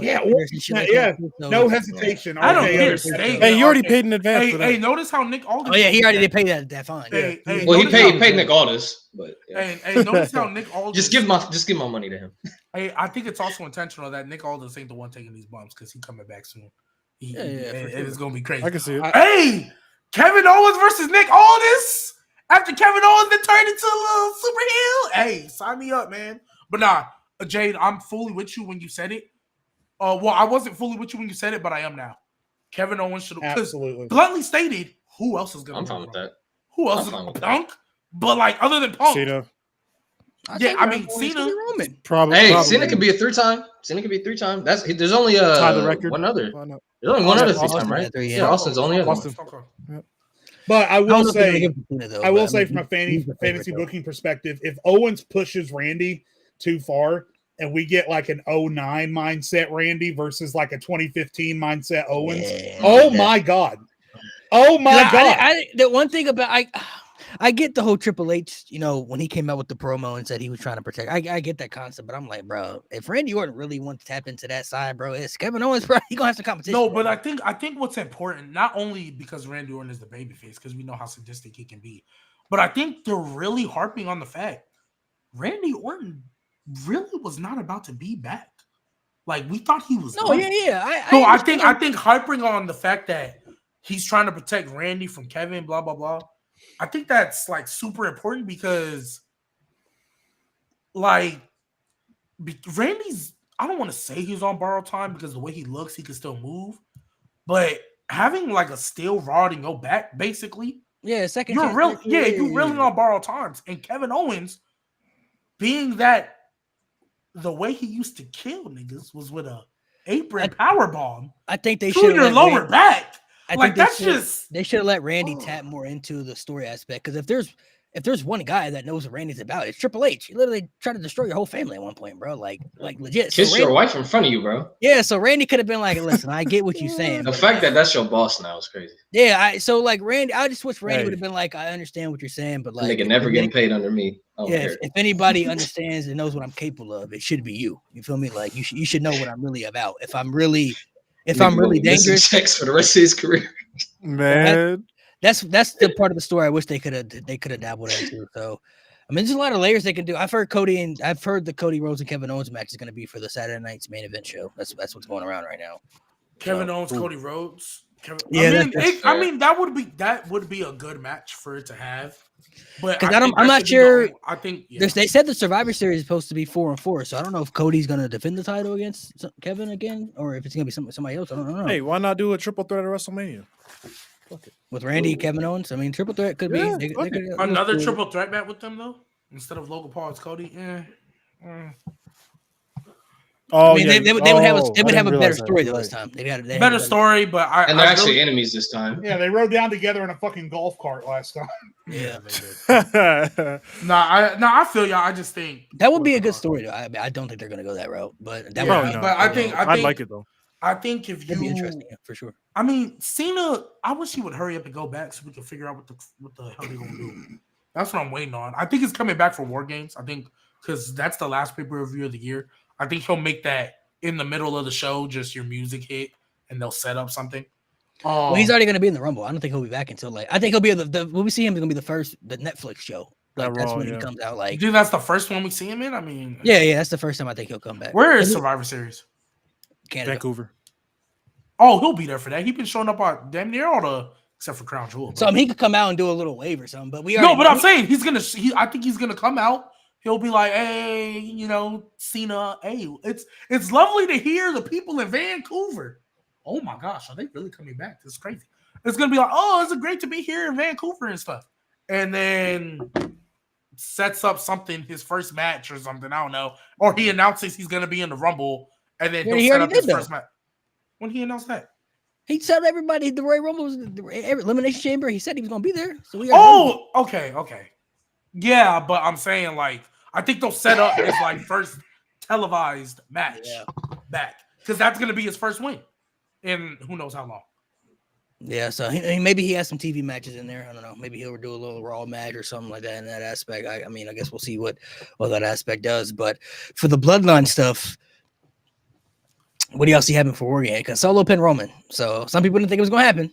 So they've pinned each other in tag matches now. So yeah, I kind of knew it was gonna happen during the match when he didn't kick out the first time, even though it wasn't supposed to be a kick out. But like the way the match was going, I'm like, oh, it kind of seemed like Solo about to get this dub here, man. It kind of feel like they're trying to build him up, for that, and it makes sense because Roman pinned Solo. Now Solo's pinned Roman. I think War Games is going to be like whoever wins is the tribal chief now. Like it's going to be definitive. So. Well, I actually think whoever wins, because I don't think either of them are getting pinned. Tonga Loa, buddy. I was about to say I could see a scenario where Roman is lining up for a spear on Solo to end the match, and one of the Tongans just takes the bullet, jumps in the way, and then Jacob Fatu is outside the cage somehow. He's climbed out and he pulls Solo to the door or something. I don't know. I could see one of the Tongans taking a pin in that match. And Solo I think yeah. Oh, for sure. I mean, if they're gonna lose, I don't think Solo would be the guy unless they make that like a rule, but they won't. But I mean, I would agree. I think it'll be an aspect of they'll tell the story. Whichever bloodline wins is the bloodline now, and whoever this will be the tribal chief, and everybody will have to accept it in the family, whether you want to or not. So one thing that's for sure, Jacob Fatu's about to go insane in that match. He's about to go crazy. That dude's about to go crazy. I also appreciate their efforts. Somebody. I also appreciate their efforts trying to make it seem like Jey Uso and Jacob Fatu are equals. But Jacob Fatu will murder that nigga. Let's stop fucking playing right now. Jacob Fatu, when Jey Uso's if he keeps looking at me like that, I'm gonna beat his ass. Yeah, I'm sure. Yeah, I said, hey, bro. I'm so sure. I said, the only person that could really kind of threaten it would be Roman, just because he's Roman, And they've been so equal, and low key Jacob has been whooping his ass for Roman, but Roman's been making him look good though. He's been making him look like a credible threat. So, I mean, I like the aspect of what they've been doing with the bloodline stuff. It's gonna be War Games is gonna be extremely interesting as far as the build, what they do. The bloodline story just keeps evolving into a lot of stuff. So, I kind of have a feeling of how I think I know it's going to go. Somebody in Hikuleo could be a factor too if he decides to show up and help Solo win or whatever. If they wanted to do that, that could be an interesting aspect too. So I don't know. I guess we'll wait and see. Last time I remember hearing about Hikuleo, I think he was on the NXT internal roster. So that's what I. Oh, is he okay? I just don't. If they're not going to bring a fifth for the OG bloodline, that's not Cody Rhodes. Please, I don't want to see another bumper right now. It's okay. Let it breathe. Establish this a little bit, because I think the bloodline should win the War Games, the OG bloodline, but I think Solo should win the singles match. Only reason I say that is because this is the first time, and I made a video about it. This is the first time in all of Solo's true wins that he looks like a legit threat. Cena, you did nothing with it. And Cody didn't matter because we knew he was about to lose. It literally did not matter. Like, we knew he wasn't going to beat Cody at SummerSlam, right? This is the first time I'm like, oh, okay, you kind of look like a legit threat now. You're kind of finding your groove now. It took us a minute to get there, but we get it. Yeah. He has to win the singles match because, in my opinion, there would be no point to the new bloodline if he did it. If him and Roman have the one-on-one and he doesn't win that match, there's no point. Roman technically doesn't need it. And if you really, really want to, right? If you really, really want to, The Rock came back, right? He established that he's coming back. You can have some type of thing in there, right? Like, he could be upset at the fact that he's been teaming with Cody and have a truce with Cody. He could be upset at that and this, that, and the third. Or maybe Roman could try to challenge Cody and The Rock kind of like, I'm here now, and kind of steps in front of Roman. You know, whatever we got to do. But Solo, when they have the one-on-one, I think Solo needs to win that match. And you know what I would love for them to have the one-on-one? I would love for them to have the one-on-one Friday, January 24th on SmackDown. I would love it if y'all can do that, please. Because I will be there. Because it's in Austin, Texas. Yeah, I don't know if they're going to do it then. I guess we'll wait and see what happens. He's manifesting. Yeah. Just like I hope CM Punk and what's it called? Who somebody else. I hope they're at Monday Night Raw, December 30th in Houston, Texas at the Toyota Center. The last Raw of the year when they do. I'm assuming they're like New Year's Revolution. Yeah, probably something with that big aspect. So what else happened on Crown Jewel? Let's talk about what's next for Nia and Liv. That boring ass match. God damn. Oh my fuck. It was not that boring. I think you dragged it, bro. I'm not gonna lie.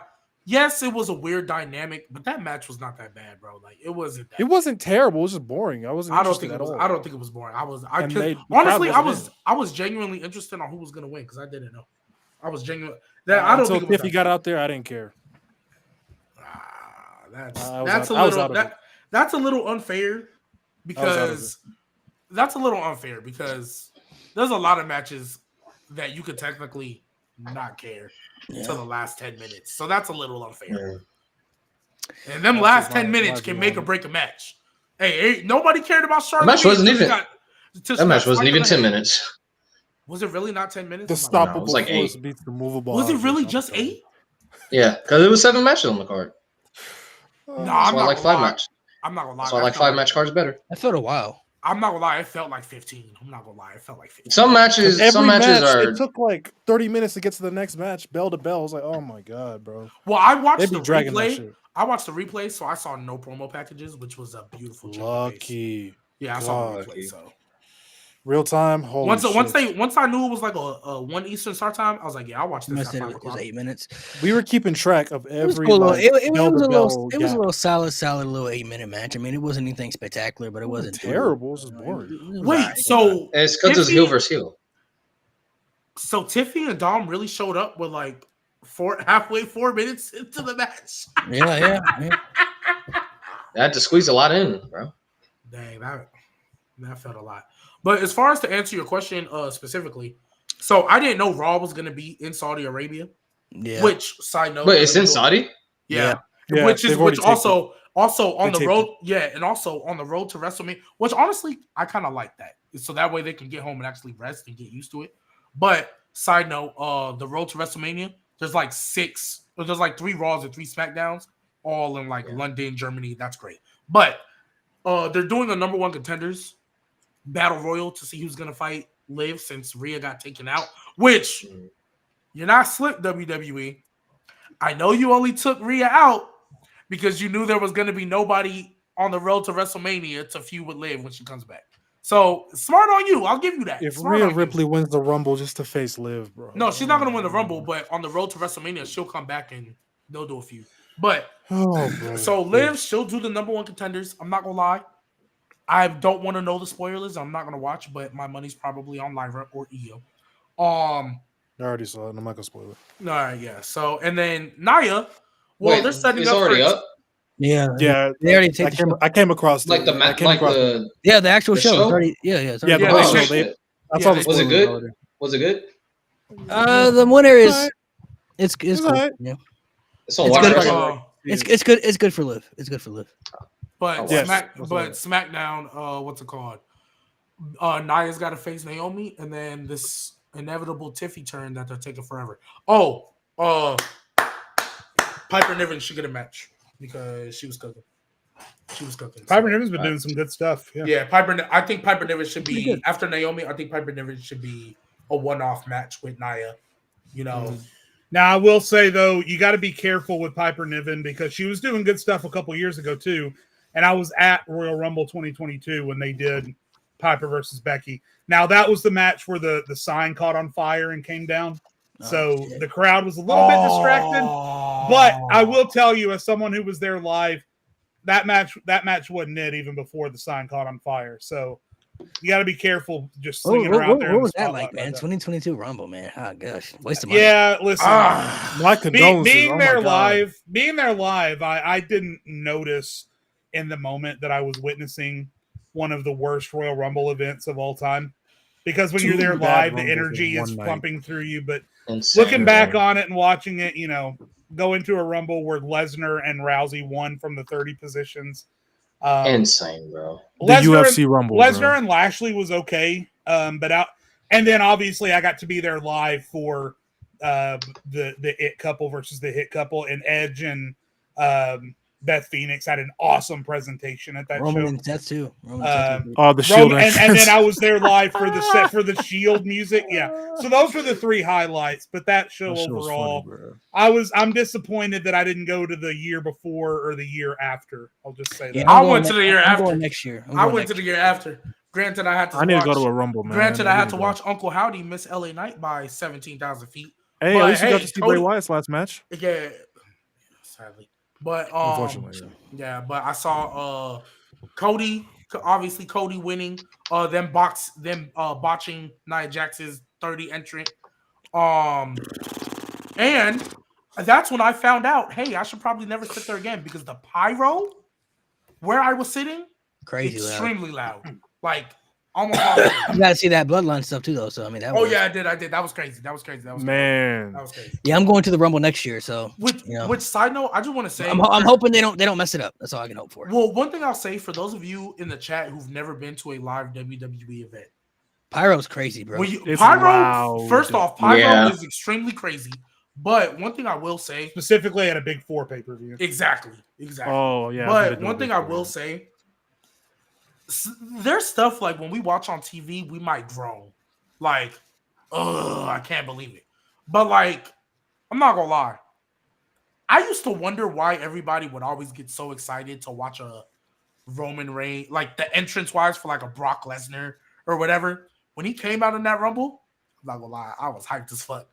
I was like, "Oh, Brock is here! Here we go!" Yeah, it was crazy. So I'm not gonna lie, it's a whole different feel. No, that's what I'm saying is that in live there in 2022 when Brock Lesnar's music hit, the crowd loved it, but no one thought he was going to win, and then he did. And he came in. I knew. He came in and cleared that motherfucker. Now, when Rousey came out, everyone knew when Rousey's music hit. Oh well, fuck. There's your.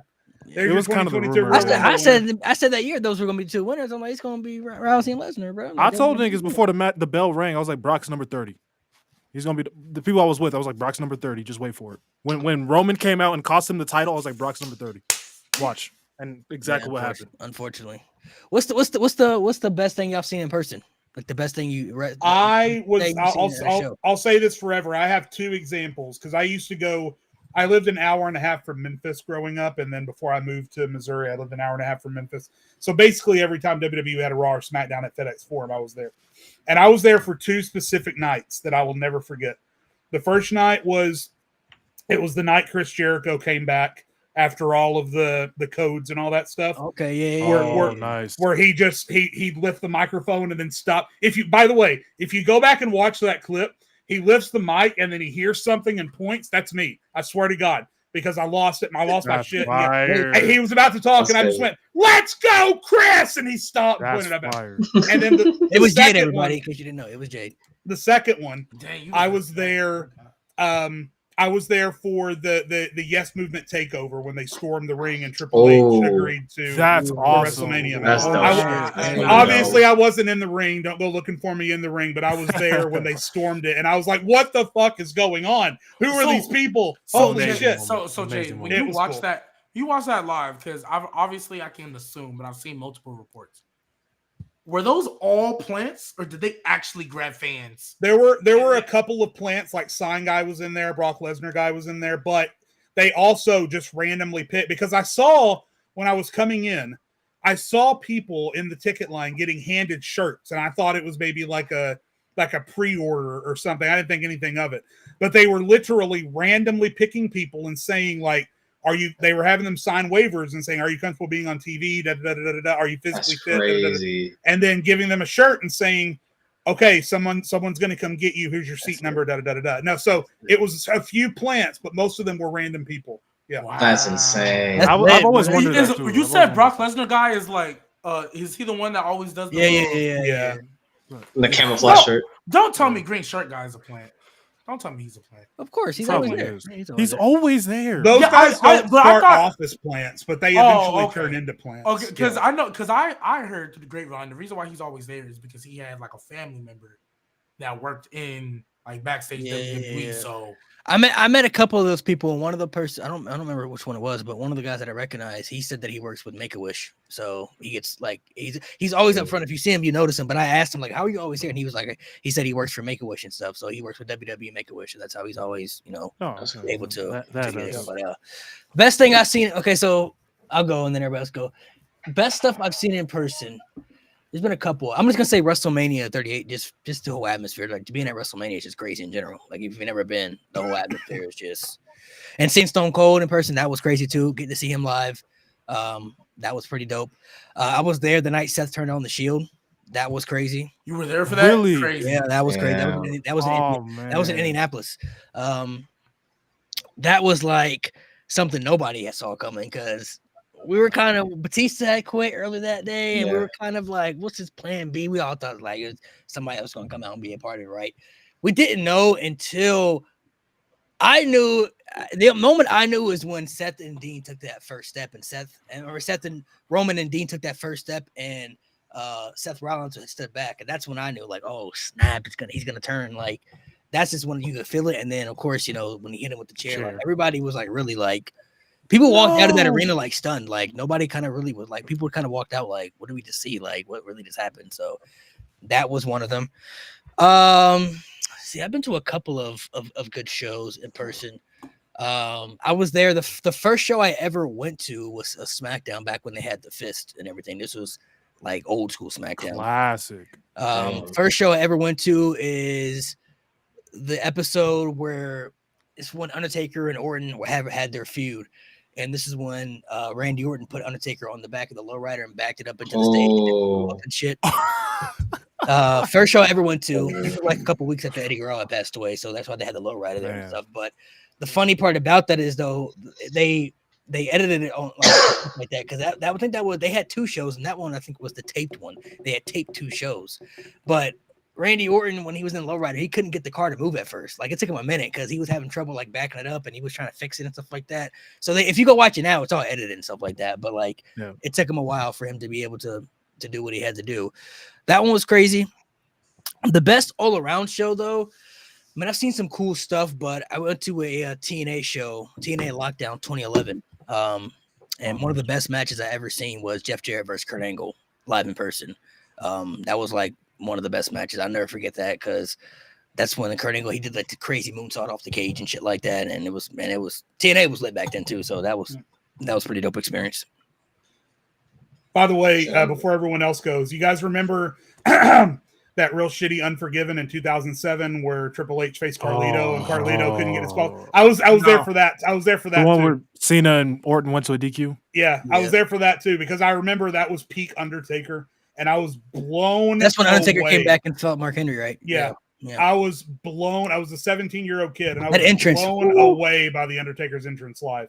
I've never seen anything else like it. It was incredible. But that show sucked. That show bombed. If you go back and look at the card, I'd forgotten Kane versus Kenny Dykstra, CM Punk versus Elijah Burke, Matt Hardy and MVP for the millionth time, Triple H and Carlito, Candice versus Beth Phoenix, Batista versus the Great Khali and Rey Mysterio. Oh my god! And then obviously it had Orton and Cena, but that match ended in a fucking disqualification. And then the Undertaker abysmal card. Abysmal card. You should have went to the year before in 2006. I'm not this Toronto. one was in Memphis, so that's the reason we went. It was in fucking Memphis. Hey, I'm not gonna lie, that just gave me a great idea. We should do an episode dedicated to the worst match cards we've ever seen, like the worst match cards for pay-per-views. We should definitely. I vote this one. Just look up December to December. That's all you gotta say. Oh my god! Excluding that Matt Striker. I was about to say, and I saw the build. I actually got to see somebody does a YouTube series on ECW like the first year, and I pretty much know the build to that show. And the one match they had, they literally only built to that one match, and they had other stuff on the card they could have done. They had their stories, but they just built towards one match, and the build was solid. But they literally built match cards. Let me see. You gotta think of like just based off the show, man. Oh, I'm still remembering shit. I was also there because I lived in West Virginia at the time. I was there at a Raw in Columbus, Ohio, the night that Jerry Lawler came back from his heart attack. I wasn't there for that. I wasn't there for that. Yeah. I didn't even know that was in Columbus. I wasn't there for that. What's the best stuff? Some of y'all, if y'all got some other stuff you've seen in person. I've only been to one show, and that was the Royal Rumble. So you got the chair shot and shit. Yeah. I'll let Mo go since we're going in order. The best show I've ever been to was this No Way Out 2009. The night Edge. Oh, so good. The night Edge lost the WWE title, came back.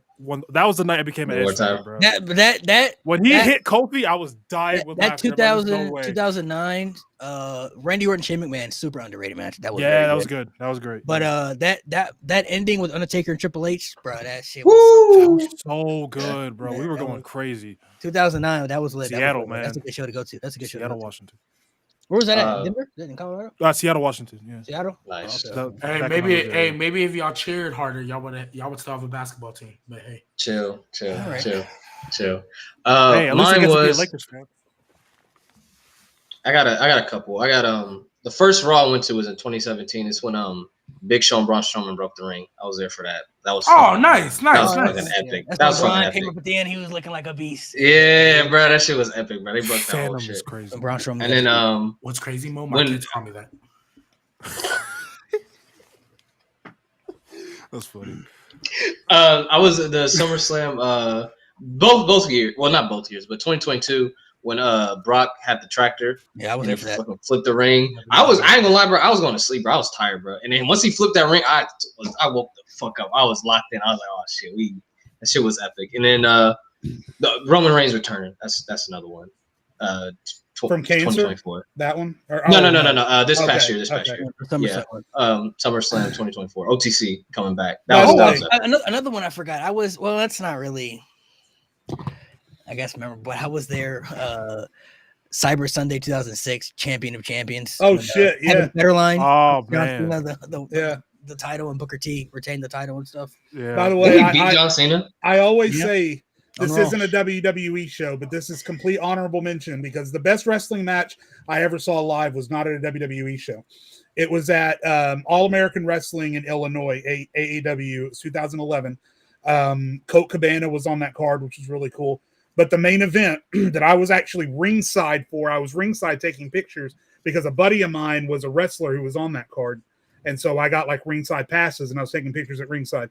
And it was Pac versus El Generico, Sami Zayn versus Pac, ringside. Oh. And they went for a half an hour. Pac did he climbed up on the top turnbuckle and then climbed up to the second layer of seating, like 6 feet above that.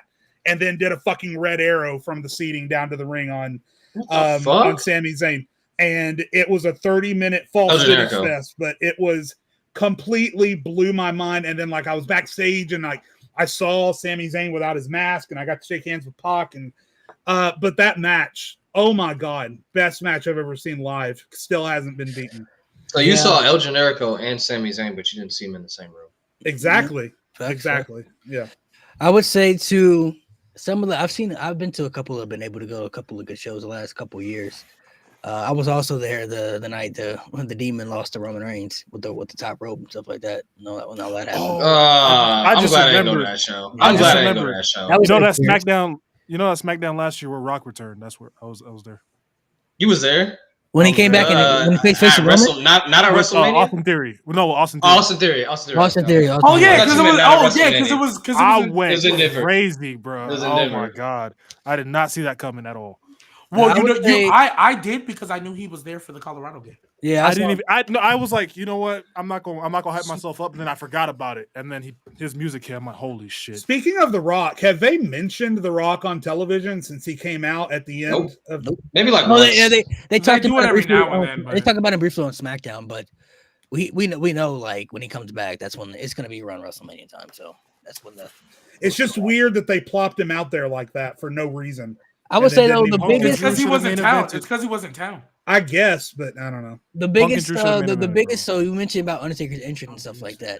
The biggest. I never got to see his entrance fully. I only got to see the times I got to see him. He just popped up in the ring, so I never fully got to see the full entrance. Really, but I will say probably the craziest aura of a superstar, biggest pop I've ever seen in person was Stone Cold for sure. Like that, and pop was insane. Like that Stone Cold pop, that's a real thing. But that's legit. Like. When I can't remember the match before his match at WrestleMania. Wasn't it Slapjack?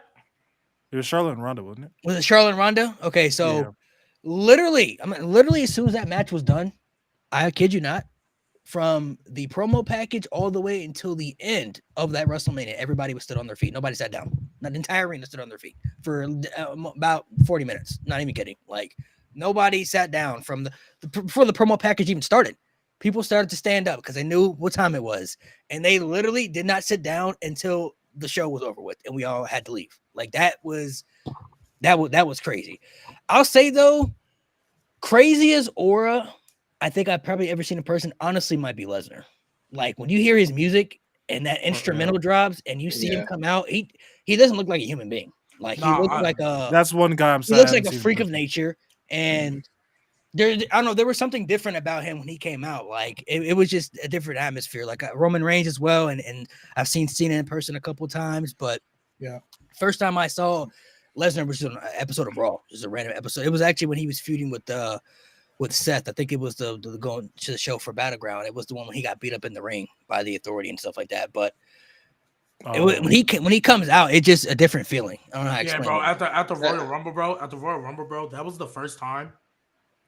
Like, even though it was just for a Rumble, hearing everybody like, oh shit, Brock Lesnar's coming, it made me say, okay, Vince, I understand. It sends. And again, I was there for the Royal Rumble 2022. And again, regardless of how poor the decision was, there's no denying Brock Lesnar, when that music hits, sends electricity through the entire building. Because it feels like a gladiator's coming out. Like when his music hits, you legit feel like he could destroy anybody. He's the original final boss. Brock Lesnar's the original final boss.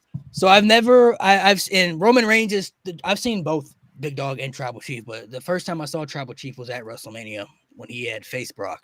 No, the first time I saw Tribal Chief was Extreme Rules against Finn Balor, but seeing him at WrestleMania, I felt that aura too. I was like, oh yeah, this Roman. Yeah, I felt the aura, and the aura like also like after he wins, like holding them two titles up, you're like, damn, but who gonna stop this nigga, bro? You like looking at that live, you looking at him holding both belts up, like, damn, bro, this nigga's really unstoppable. Like he beat Brock Lesnar, I was like, damn, he really him. Nobody stopping him. And also, bro, I was like, damn. Also, too, watching the entire arena throw ones up is crazy as well. Like, but by the way, watching everybody at the same time throw the ones up is crazy. Honorable mention, because again, I was there for the night of the Yes Movement takeover when Brian's music first hit and all 13,000 people raised both of their fingers up and started doing this. Yes. I've never seen anything like it. That's a popularity peak. That's a popularity peak right there. It was at the peak of the Yes Movement. Yeah. What's crazy is that I was in a band at the time and we played gigs and stuff. And I would say every other show, at least like 50% of our shows that we played during that time of the Yes Movement, from like the summer of 2013 to WrestleMania, we break out and end in a song, and at some point during the show, everyone in the crowd would start going, yes, yes, yeah. That shit was everywhere. It was everywhere. Yeah. Another honorable mention, I'll put LA Knight, like 2023 LA Knight, like specifically. Like that SummerSlam pop, fucking crazy. Like that was the loudest pop all night. Like I think he got a bigger pop than Roman that night. I'll say it. Like that pop, especially when he won, that pop was insane. Yeah, that one was pretty dope. I've seen a couple of other people. I will say Cody Rhodes too, because I took my grandma to a couple of shows and we were there a couple of times when Cody was before he became anything, but she doesn't watch, right? So she doesn't know how big people have come and how people have thrived. But the last show I took her to when Cody came out, she was like, "Is that Cody Rhodes? Like the guy who wore the mask on his face and everything? Like that loser? That's him?" I'm like, he ain't losing no more. Yeah, it's been a while. He's come a long way from Cody Rhodes. Kobe Rhodes. Don't you call him Kobe Rhodes? He's come a long way. So Cody's was pretty big too. A couple of people. I am hoping to see The Rock in person. I've never seen him in person. I hope he does like some like Royal Rumble. I didn't think that was coming. I need to feel it. I wasn't expecting that shit at all, bro. I'm not gonna lie. I started crying. I ain't gonna lie. I was like, "What?" I would throw in another honorable mention, and this is somebody y'all wouldn't expect, but every time they come to Columbus, bro, it never fails. The pop never fails, bro. Fucking Natalya, bro. They love Natalya, bro. They fucking. When I say she gets probably the like when I went to Raw, she probably got the second biggest pop of the night outside of Jey Uso. I'm not even fucking kidding. Probably and Becky Lynch, probably. But no, she got an insane pop. Like her pop is insane. Like when I went to SmackDown, when I went to SmackDown 2023, besides LA Knight, I think she got the biggest pop of the night. And she wasn't even on the main show. They love her here. I don't get it. I understand it, but they she won by a roll up and they fucking went crazy. You would think fucking Cody just beat Roman, bro. They went insane. Like they love her. I don't get it, but props to her, I guess. Yeah, there's a couple of people that I've seen in person, been fortunate enough to see in person. The Rock is definitely, like I said, one of them. Specifically the final boss, though. Like I need to see that shit in person. Like that whole final boss transition. I know he'll be at WrestleMania. I'm hoping he makes an appearance at the Royal Rumble. That's all I can hope for. Royal Rumble, you know what I'm saying? Make that show up. You know what I'm saying? I would definitely, I've seen Cena a couple times in person too. He's been pretty cool. And I've seen him too when he had the mixed reaction. So I've been in crowds where it was like really like booing and cheering. And I got to feel that type of environment. It was pretty different. Same with Roman Reigns too. I was at the show where Roman Reigns beat Bobby Lashley for that match to face Brock at SummerSlam. You mean the show after he lost to Bobby Lashley? Yeah. Clean as a whistle. Oh my god, that. And it meant nothing, bro. So he already had beat Roman, but I was at the one when he lost to Roman Reigns. So I'm hoping to see a lot more epic stuff. Hopefully, they'll be able to do a lot more stuff. Especially like Royal Rumble. I'm hoping the Royal Rumble will be something like really, really like. Really special. This year was this year was really good. I like this year's. This was cool, especially with the unpredictability with Cody and Punk. So I thought it was. I like that. The story was really good. The final two was good. The final two was really good. I like the stories going into Rumble this past year. The Rumble meant a lot this year. Like it was built as important. A lot of times it's just it's the Rumble. So so this year I'm hoping next year will be. I'm hoping next year will be better. I think it will be, but because we really kind of don't know who's going to win either one. It's kind of like really, there's some theories, but it's kind of like, it's kind of up in the air right now, if you ask me, as far as, what kind of direction they could really go into. Yeah. So I'm hoping, because they usually do about maybe 2 matches Royal Rumble. So if they do 4 matches, I'm okay with it, but I'm hoping something, big. Well, at least I can see something big. That's all I can really hope for, because the last couple of shows I've been to, I've seen some cool. Roman Reigns' return was pretty cool too. But to see certain people, certain people are on borrowed time. So I know I'll get to see Cena. Like this is probably my last time seeing him, unless I'm going to SummerSlam. I was saying I'm hoping SummerSlam. Yeah, I'm counting on SummerSlam. Yeah, so SummerSlam and Rumble, I'm sure he'll be there. It was a big 4s, but I'm hoping to see. I'm definitely hoping to see The Rock for sure. That's on like the bucket list of mine that he makes an appearance and does something. So yeah.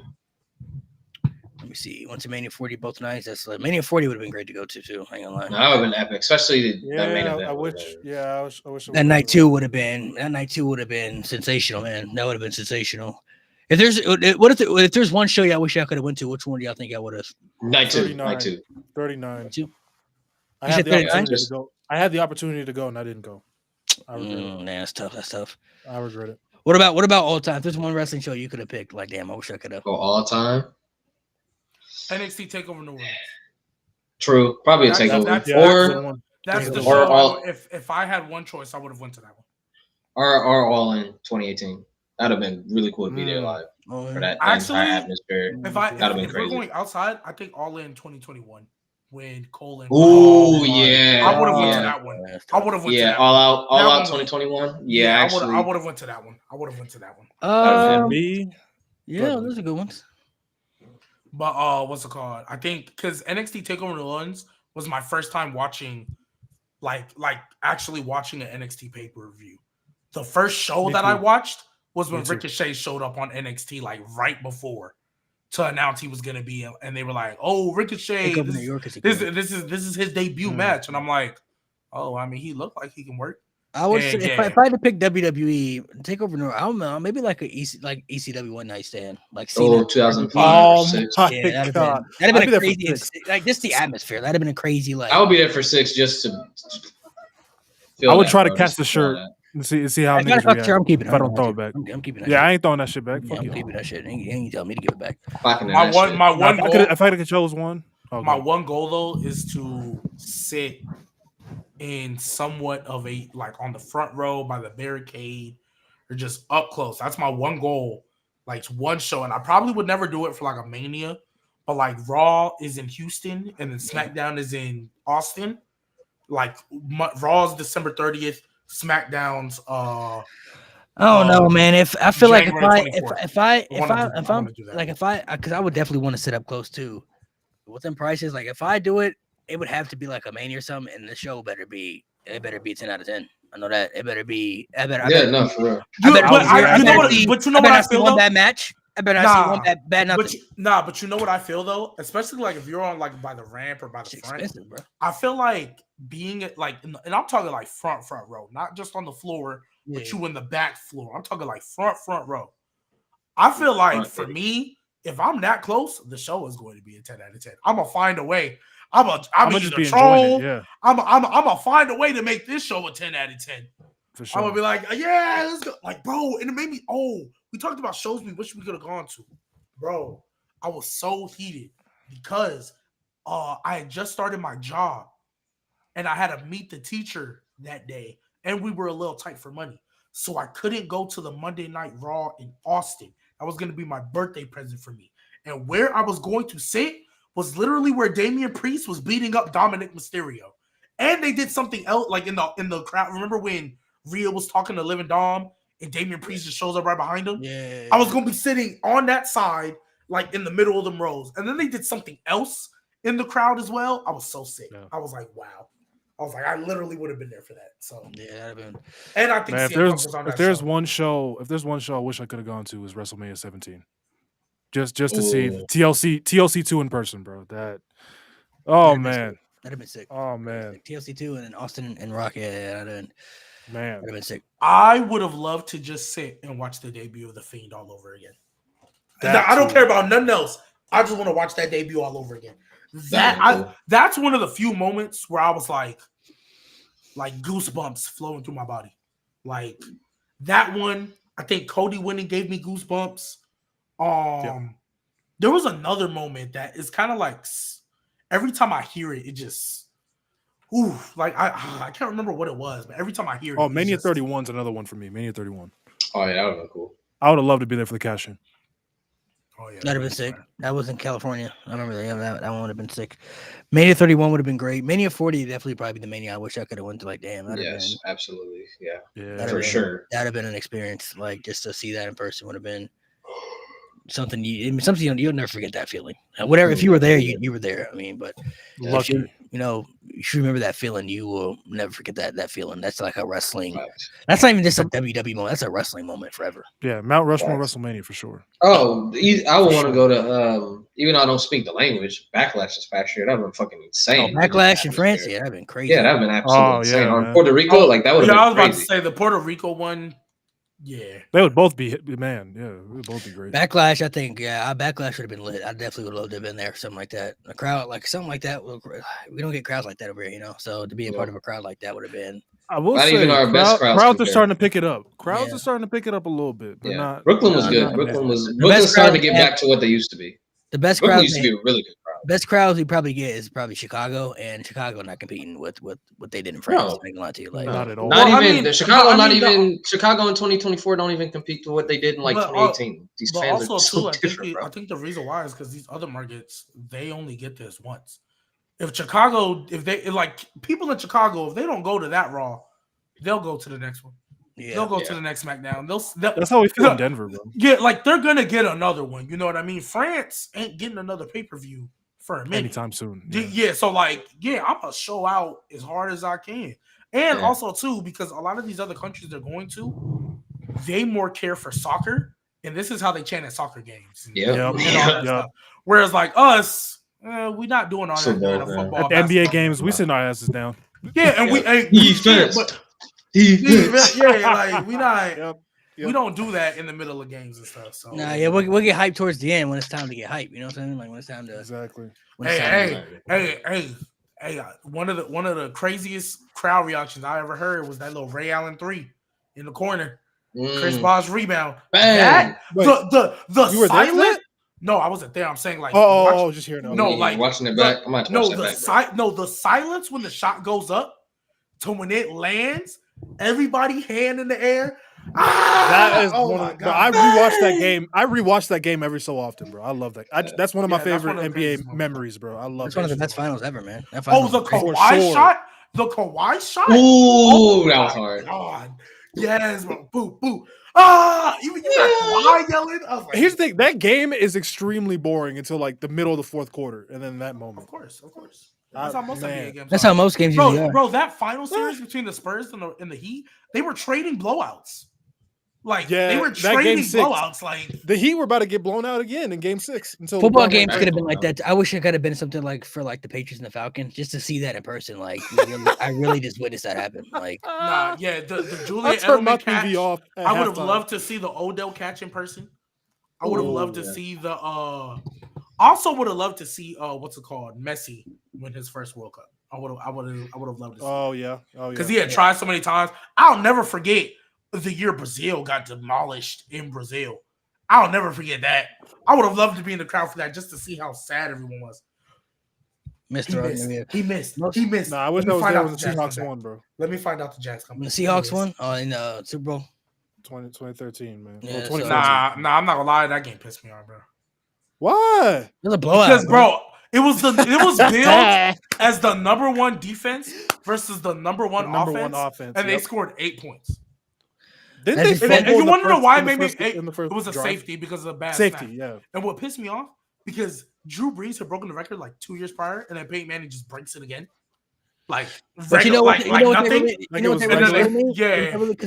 a Saints fan, huh? Because back then there was always the Brady and Manning debate. But if you go to the next Super Bowl, Tom Brady played against that same defense, and he was cooking. You feel me? He even brought them back. Like, I don't ever want to hear the comparison. Don't tell me that. We really threw out. I don't want to hear it again. Bro. I don't need to hear it anymore. Yeah, that conversation was dead after that. I'm not gonna lie.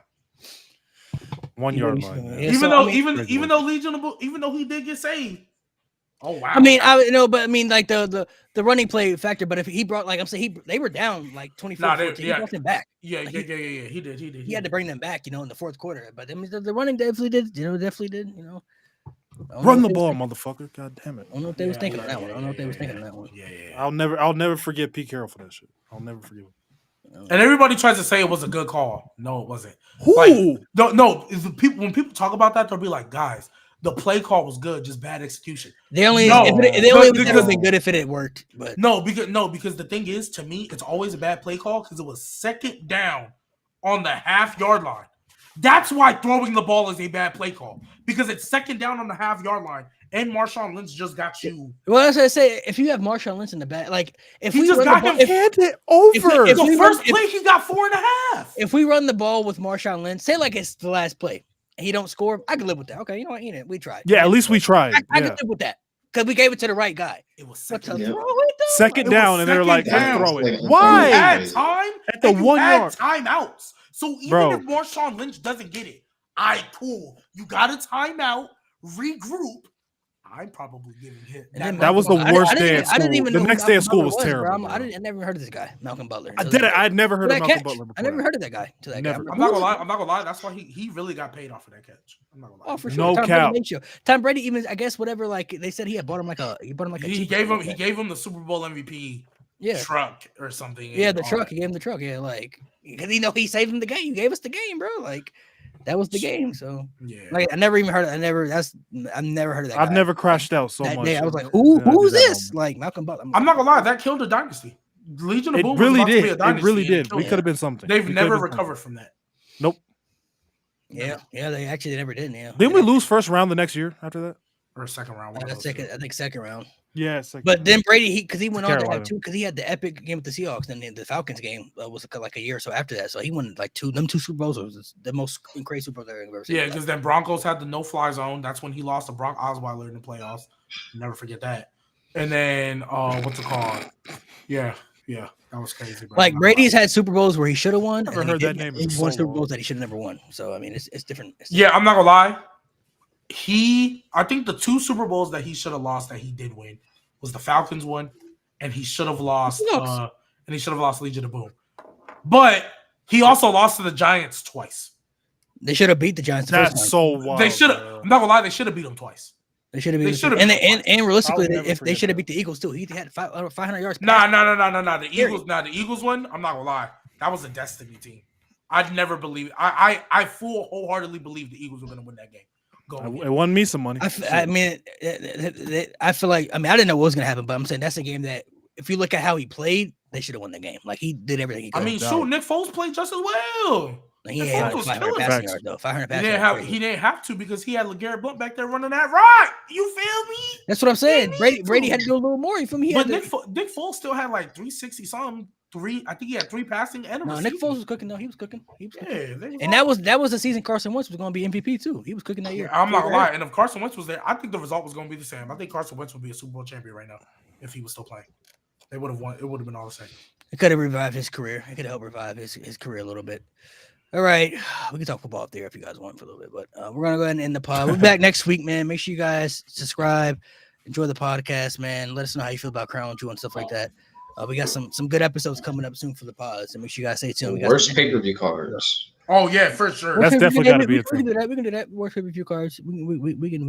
You want to make a tournament? Want to make another tournament? Yes, Do a another little tournament. We should do Also another been our- tournament. Would I Yeah, rather It's the rewatch worst Kwame pay-per-view Brown? of all That's a time. crazy And question. we'll have That's a crazy have question. reference sheets for like the cards. Yes. Oh God. Yeah. Because Hey, I'm what not is gonna some lie. stinker? Hey. Especially during that first brand split era. Hey, there's some Oh, my abysmal cards God. on there. Oh, that Oh, you talk God. about No Mercy. No Mercy, Judgment Day, that 2003, bro. Chris Nowinski. What the fuck? Oh my God. What the fuck was that? My girl just scared the fuck out of me. She's like right here. I did not see her. Oh my Christopher God. Nowinski is crazy. Yeah. Think about that. swing. Yo, Bad Blood 03 is a Oh. terrible card too. Sorry. Yep, I just watched a review yesterday. That shit is ass. Bad Blood 97 too. Bad Oh Blood my God. 03. Hey, Yeah, they're W, so ass, bro. W. Triple H and Kevin Nash in the Hell in a WH. Cell, bro. No, thank you. No fucking. Hey, thank you. hey, That's a main. hey, That's your main event. The That's your only main event. the only thing I remember about Great Balls of Fire Goldberg is and Jericho, Samoa Joe too, versus man. Brock Lesnar and Alexa. And that was a Bliss. good card though. That was a good And card. Alexa Man, Bliss Decent showing us card. Alexa Bliss showing us she's double jointed because that was crazy. we ain't Oh putting that man. on the tournament. Yeah, we, I would say I don't know I'm not going SummerSlam to- 2018 preview, Backlash 2018 for you guys too. Yeah, that one's pretty. What bad. was the SmackDown and Raw era where they were doing only branded pay per views? Just put all of them with there. oh, some some of of them them was are fire. Some of them was Some of fire. them Some are of them was great, fire. though. But I'm talking about like the first time they did that, they had some abysmal cards, bro. Some of those like, were good. Some of those were really good. No Mercy Hey, 20. because you Can just we- didn't have a can we- mid card. Can we go look back at them bragging rights pay per views as well? That was basically just Survivor Oh, those Series. are mid. that was We're gonna basically see a lot of 2010s pay per views. No, I want to read you because I actually went back and looked at this the other day. Y'all not gonna believe this, bro. I'm gonna read this entire thing to y'all. Mhm. Oh hell no. So Royal Rumble 2012. Someone right? said Great American Bash 04. No, stop. Royal Oh, Rumble. God. Oh, the Concrete Crypt. Man, I can't read about that. Concrete Crypt. Stop, bro. Please stop. Shit So- was terrible. 2012 Royal Rumble, right? I was looking at WWE YouTube and I saw that. I was like, you know what? I haven't watched this match. And let me just see what this Rumble looked like. I will watch that match, bro. Oh my gosh, bro. The star power, the lack of star power is crazy in this match. It's so bad. I'm gonna tell you every person they had in this match, bro. Number one was the Miz and Alex Riley. They had the little feud. Okay, so that was cool. Oh my god. Sorry. So you had the Miz and Alex Riley, R-Truth, Cody Rhodes, right? Before Cody Rhodes was American Nightmare, so mid-card Cody at the time. Right. Justin Gabriel, Primo, Mick Foley, Ricardo Rodriguez. I think I said Primo. Santino Marella, Epico. Wait, is this the 40 man? No. No. This is the year after. The year after. This is 2012. Epico, Kofi Kingston, Jerry Lawler, who was on commentary, Bro. Ezekiel Jackson, Jinder Mahal, the Great Khali, Hunico. Oh my god. Booker T, who was on commentary, Dolph Ziggler, who had a match earlier that day, Hacksaw Jim Duggan, Oh my god. Michael Cole, who was on commentary, Karma, aka Awesome Kong, Oh my god. Sheamus, who was the winner, 2022. Now we're at number 22. This is number 22, by the way. It's all the way up to 22. Oh. 23 was Road Dogg. You had Jay Uso, who was a nobody. Tag team. No, Jack Swagger, Wade Barrett. Number 27 was David Otunga. 28 Bro. was Randy Orton. 29 was Chris Jericho. And number 30 was The Big Show.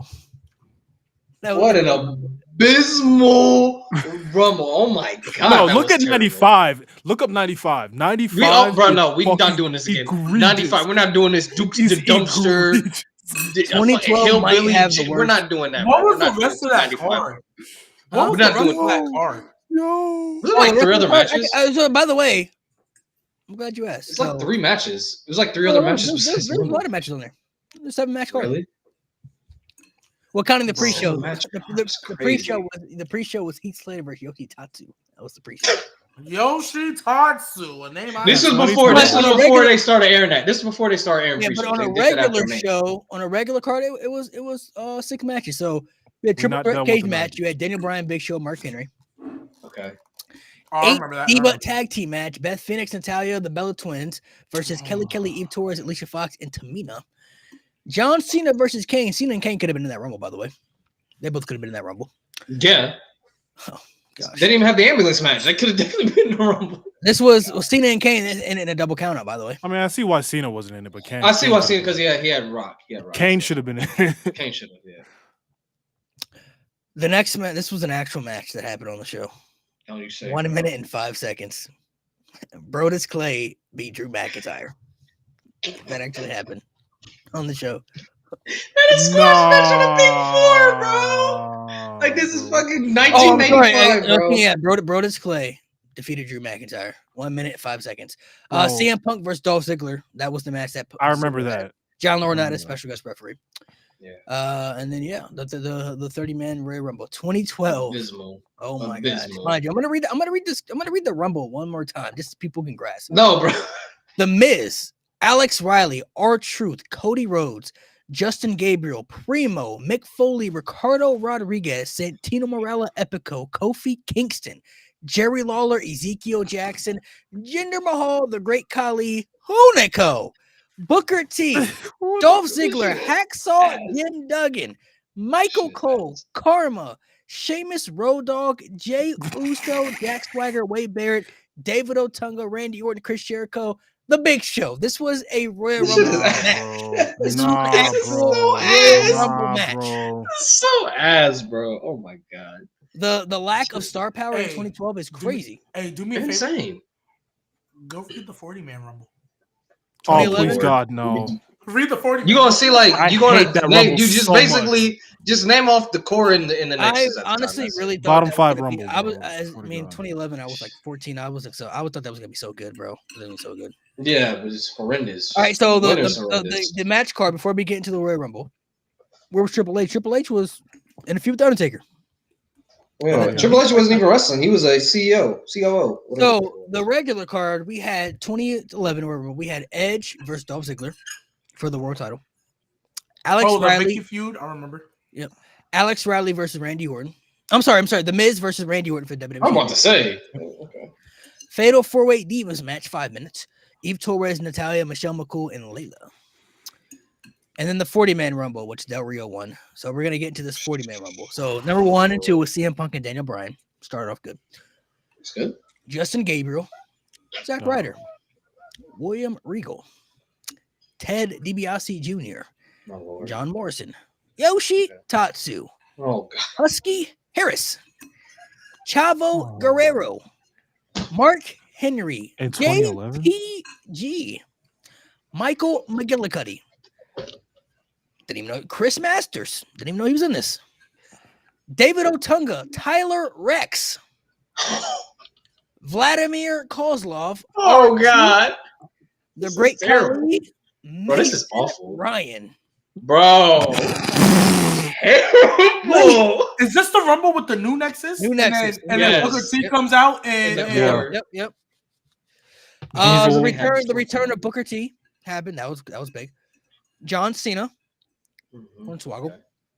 Oh, God. Tyson Kidd, Heath Slater, Kofi Kingston, Jack Swagger, Sheamus, Rey Mysterio, Wade Barrett, Dolph Ziggler, Diesel, return, aka Kevin Nash, Drew McIntyre, Alex Riley was number 34. The Big Show, Ezekiel Jackson, Santino Marella, Alberto Del Rio, Randy Orton, and Kane. Woo! Terrible. Man, I'm not gonna lie. I don't care what anybody says. Santino should have won that Rumble. Stop. I don't care. Santino should have won that Rumble. Vladimir Kozlov. No. Santino could have been Kofi Mania and WrestleMania before Kofi Mania and WrestleMania. Oh, I'm not gonna relax. No, B. Hogan is back. No, you want to know why? No. You want to know why I believe it could have been? Look at the way they reacted in the Elimination Chamber when he almost beat Bryan. I get that, but no, could have Edge been versus Santino Marella. That's what we want to do. Kofi and Daniel Bryan WrestleMania. Stop. I'm just saying. Stop. Hey, you don't even if you don't want to do it that year, when he was in that Elimination Chamber, he almost beat Bryan. Hey, that just showed me they could do it if they really wanted to. That's all that showed me. No, they weren't. Anyway, bro, you know how many people kicked out of the Cobra at that point? That was a lock finisher. Yeah, it was protected. I'll give you that. Bro, when he hit that, I was like, no way. But like, I feel like they cheered on some troll shit. Like, if it was like a Kofi, what the fuck? If that was like a Kofi man, yo, we would have got a real. I can't continue. You got it, G. You got it, G. I'm sorry, I can't even continue. You got it. Somebody said 2013 was as bad. Let's look at this. 2013 pre-show was Antonio Cesaro versus The Miz, U.S. title. Del Rio versus Big Show, Last Man Standing. Team Hell No versus Team Rhodes Scholars. This is and of course Rock and CM Punk. Wait, Rhodes Scholars. Yeah, Damian Sandow and Cody Rhodes. Oh, I forgot Damian Sandow was in a team with his nigga. Royal Rumble match, we had Dolph Ziggler and Chris Jericho. That's when Jericho returned. Cody Rhodes, Kofi Kingston, Santino Marella, Drew McIntyre, Titus O'Neil, Goldust, David Otunga, Heath Slater, Sheamus, Lord Tensai, Brodus. He had heat at the time. He had heat at the time. Who did? 2013? No, he did not. Nigga was Brodus Clay. He was with Brodus Clay. No, I'm talking about. Oh, okay. So when was Brodus Clay eliminated? When was he spraying green mist on? That's in the hog 2012. Oh, so the year before. Okay. Let's see. Brodus Clay, Rey Mysterio, Darren Young, Bo Dallas, who came from NXT, Godfather, crazy. Wade Barrett, John Cena, who won that year, Damian Sandow, Daniel Bryan, Antonio Cesaro, The Great Khali, Kane, Zack Ryder, Randy Orton, Jinder Mahal, The Miz, Sin Cara was 29, and number 30 was Ryback. In fairness, at the time, Ryback wasn't that bad of a Rumble. He wasn't that bad. That wasn't that bad of a Rumble. And Ryback, I'm not gonna lie, niggas really thought Ryback was finna beat CM Punk. Like niggas was I'm not gonna lie, Ryback at the time. So like Ryback is the kind of guy I get his gripes with WWE for not pulling the trigger when he was the hottest thing ever. However, nigga drags it and you suck. No, the lack of star power is crazy. Now let me That was damn near 10 years ago. This was this year's Rumble. Let's see how much the star power has actually changed compared to this was the men's Rumble this year. Jey Uso, one of the top 3 most popular guys in the company right now. Jimmy Uso, Grayson Waller, nice man. Andrade's return, Carmelo Hayes from NXT, Shinsuke Nakamura, Santos Escobar, Karrion Kross, Dominic Mysterio, Carlito, who's part of the Bobby Lashley, Ruben Kaiser, a little surprising at that time. Austin Theory, Finn Balor, Cody Rhodes, the winner, Bronson Reed, Kofi Kingston, Gunther, Ivar for some reason. I don't know why he's in there. No respect to Ivar. He wasn't. He didn't have he wasn't in the team. His partner was injured. Yeah, Ivar, Braun Breaker, Omos, greatest of all time. Yes, sir. Pat McAfee had a wasted entrance. They didn't need to put him in there. That was so stupid. JD McDonough, R-Truth, The Miz, Damian Priest, CM Punk, Ricochet, Drew McIntyre, Sami Zayn. So it's got a little bit better compared to what it, a little bit better, but it a lot better quality wise. But like even then, like 15 or 14 of those names, I'm kind of like, The other ones, but you gotta fill the card. I know, but when we were looking at the other name, well, for those ones, niggas ain't have no Epico. Like 25. Hey, Primo, Hunico. Hey, why do we forget like Vladimir Kozlov in 2011? Are we serious? Hey, hold on now. Let's not disrespect Hunico and Epico. From Puerto Rico, the greatest place to that was vacation. Primo and Epico, nigga. That was Primo Epico. He's G Hogan. Hunico from Mexico, I think, bro. Hunico is Sin Cara, bro. Yeah, Hunico's team was Mexico. That nigga Hunico's team was Camacho, my nigga. Was he the Sin Cara that was always messing up, or no? No, the first Sin Cara is that. This is the Sin Cara that was in Lucha Dragons. Yeah, the second Sin Cara. Yeah, there's 2 of them. Okay. There was one. So who was the first one? Mystico. The first one was the guy we don't know. Mystico. His name is Mystico. Yeah. Mystico is the first Sin Cara? Yes. Oh, interesting. He's doing great now. Yeah, but he's great outside of WWE. Was 2010 Rumble that bad? 2010 Rumble was tough. So 2010 Rumble's top 5. Who was the Black Sin Cara? Yes. Who was the Black Sin Cara? 2010 Rumble was top 5. No, top 5. That's crazy. So Hunico was feuding with Mystico. It's pushing it at that time, and then Hunico took over to be. Let me see who's all in this match. Hold on. 2010, bro. The Punk Sermon, the Shawn Michaels story, like that. They had good star power. That shit was like that. You're looking at the depth, but it's not top 5 though. It's not top 5 though. It's top 5. I don't want to. Top 5. It's top 5. It's like that, bro. Wait, the 2010. It's at least top 10. Who won that? 2010. That's the one that Edge's first. Edge's first one with Shawn Michaels, and he had the dramatic entrance. But that's the one that like they didn't have too many people in the end. It was like 5 people at the end of the Rumble. So you had Dolph Ziggler, Evan Bourne, CM Punk, JTG, Ray Khali, Beth Phoenix, Zack Ryder, Triple H, Drew McIntyre, Ted DiBiase Jr., John Morrison, Kane, Cody Rhodes, MVP, Carlito, The Miz, Matt Hardy, Shawn Michaels, John Cena, Shelton Benjamin, Yoshi Tatsu, Big Show. Why do you hold on now? Because I feel like Yoshi Tatsu get a lot of strays right now. He getting strays is crazy. Like a motherfucker. He's not even that bad. With John Cena and Shawn Michaels. Come on, bro. Yoshi. Well, what number is he? What number is he? 21. 21? Okay, that's kind of crazy. I'm not gonna lie. Yoshi had number 21 is kind of crazy. He was in the same ring with John Cena and Shawn Michaels. That's kind of crazy. I'm not gonna lie. Didn't he get eliminated right away? Yoshi Tatsu lasted 29 seconds. He was a consistent mainstay on WWE program. Mainstay is crazy. Big Show, Big Show, Mark Henry. If you can remember Brad Maddox's name, you can remember Yoshi Tatsu. R-Truth. Barely remember that nigga. Jack Swagger, Kofi Kingston, Jericho, Edge, and Batista. That's a good Rumble. And everybody lasted. Yeah, everybody lasted 5 minutes. The only people that lasted over 20 minutes. Cena was the Iron Man, bro. He's the shortest Iron Man in Rumble. 27. John Cena lasted 27 minutes. Shawn Michaels to 23 minutes. Yep. Those are the only 2 people in this match that lasted over 20 minutes in this Rumble. That's the shortest Iron Man performance of all time. Everybody else was, some people had 8 minutes, some people had 10 minutes. You know what I'm saying?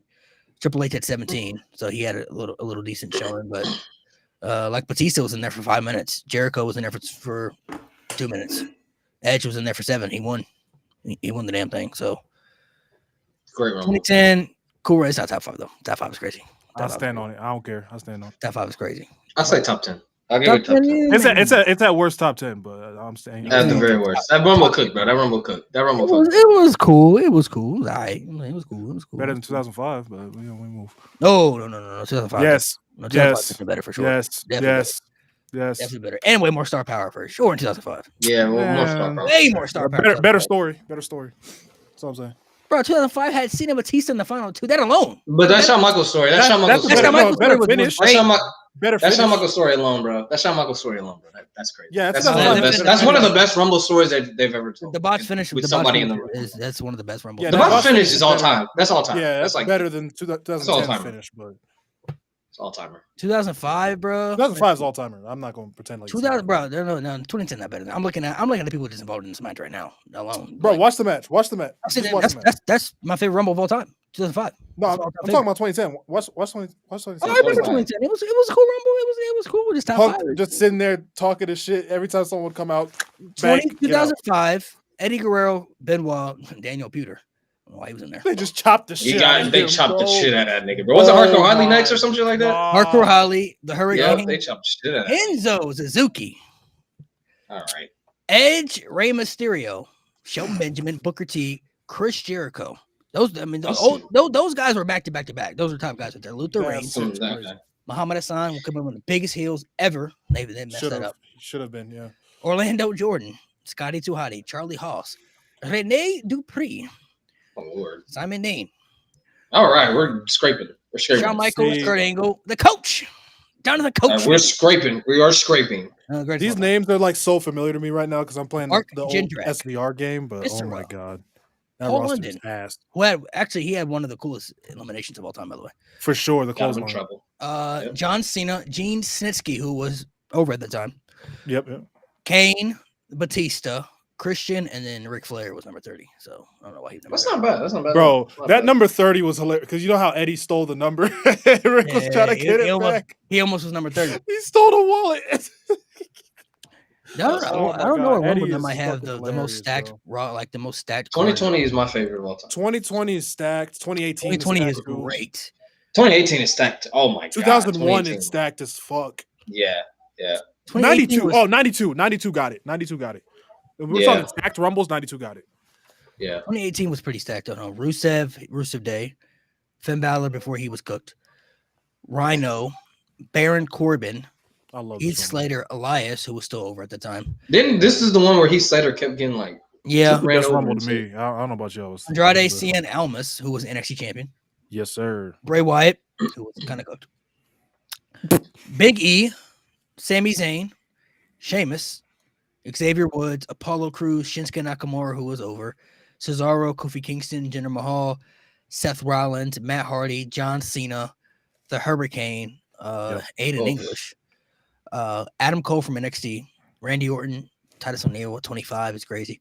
The Miz, Rey Mysterio, who returned, Roman Reigns, Big Dog Roman, Goldust, and Dolph Ziggler at number 30. That's kind of crazy.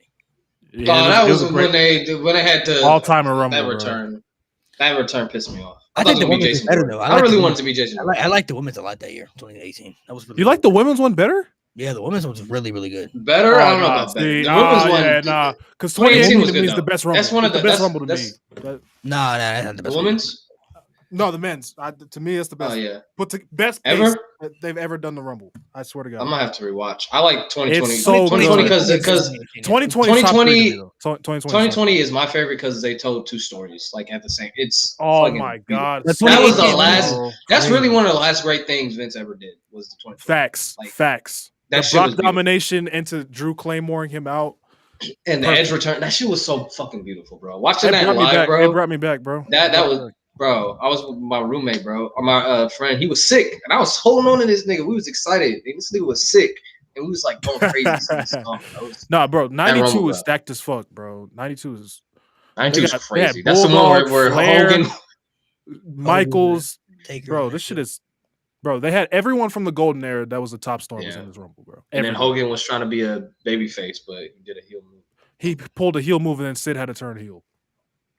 Made no sense. They could have just done Hogan and Flair at Mania, motherfuckers. They should have, bro. I don't know why they never did that. And they did in WCW. Right away, as soon as he got there. Yeah, they said. It was like, all right, yep, get to it. Get to it, niggas. All right, everybody. Thank you guys for coming through. We'll be back. We're gonna do worst match cards, so we have to have to dive into my bag and look at some of the worst match cards I've ever seen. Yeah, I gotta figure this out too. Yeah, unless something crazy happens in the next couple of days.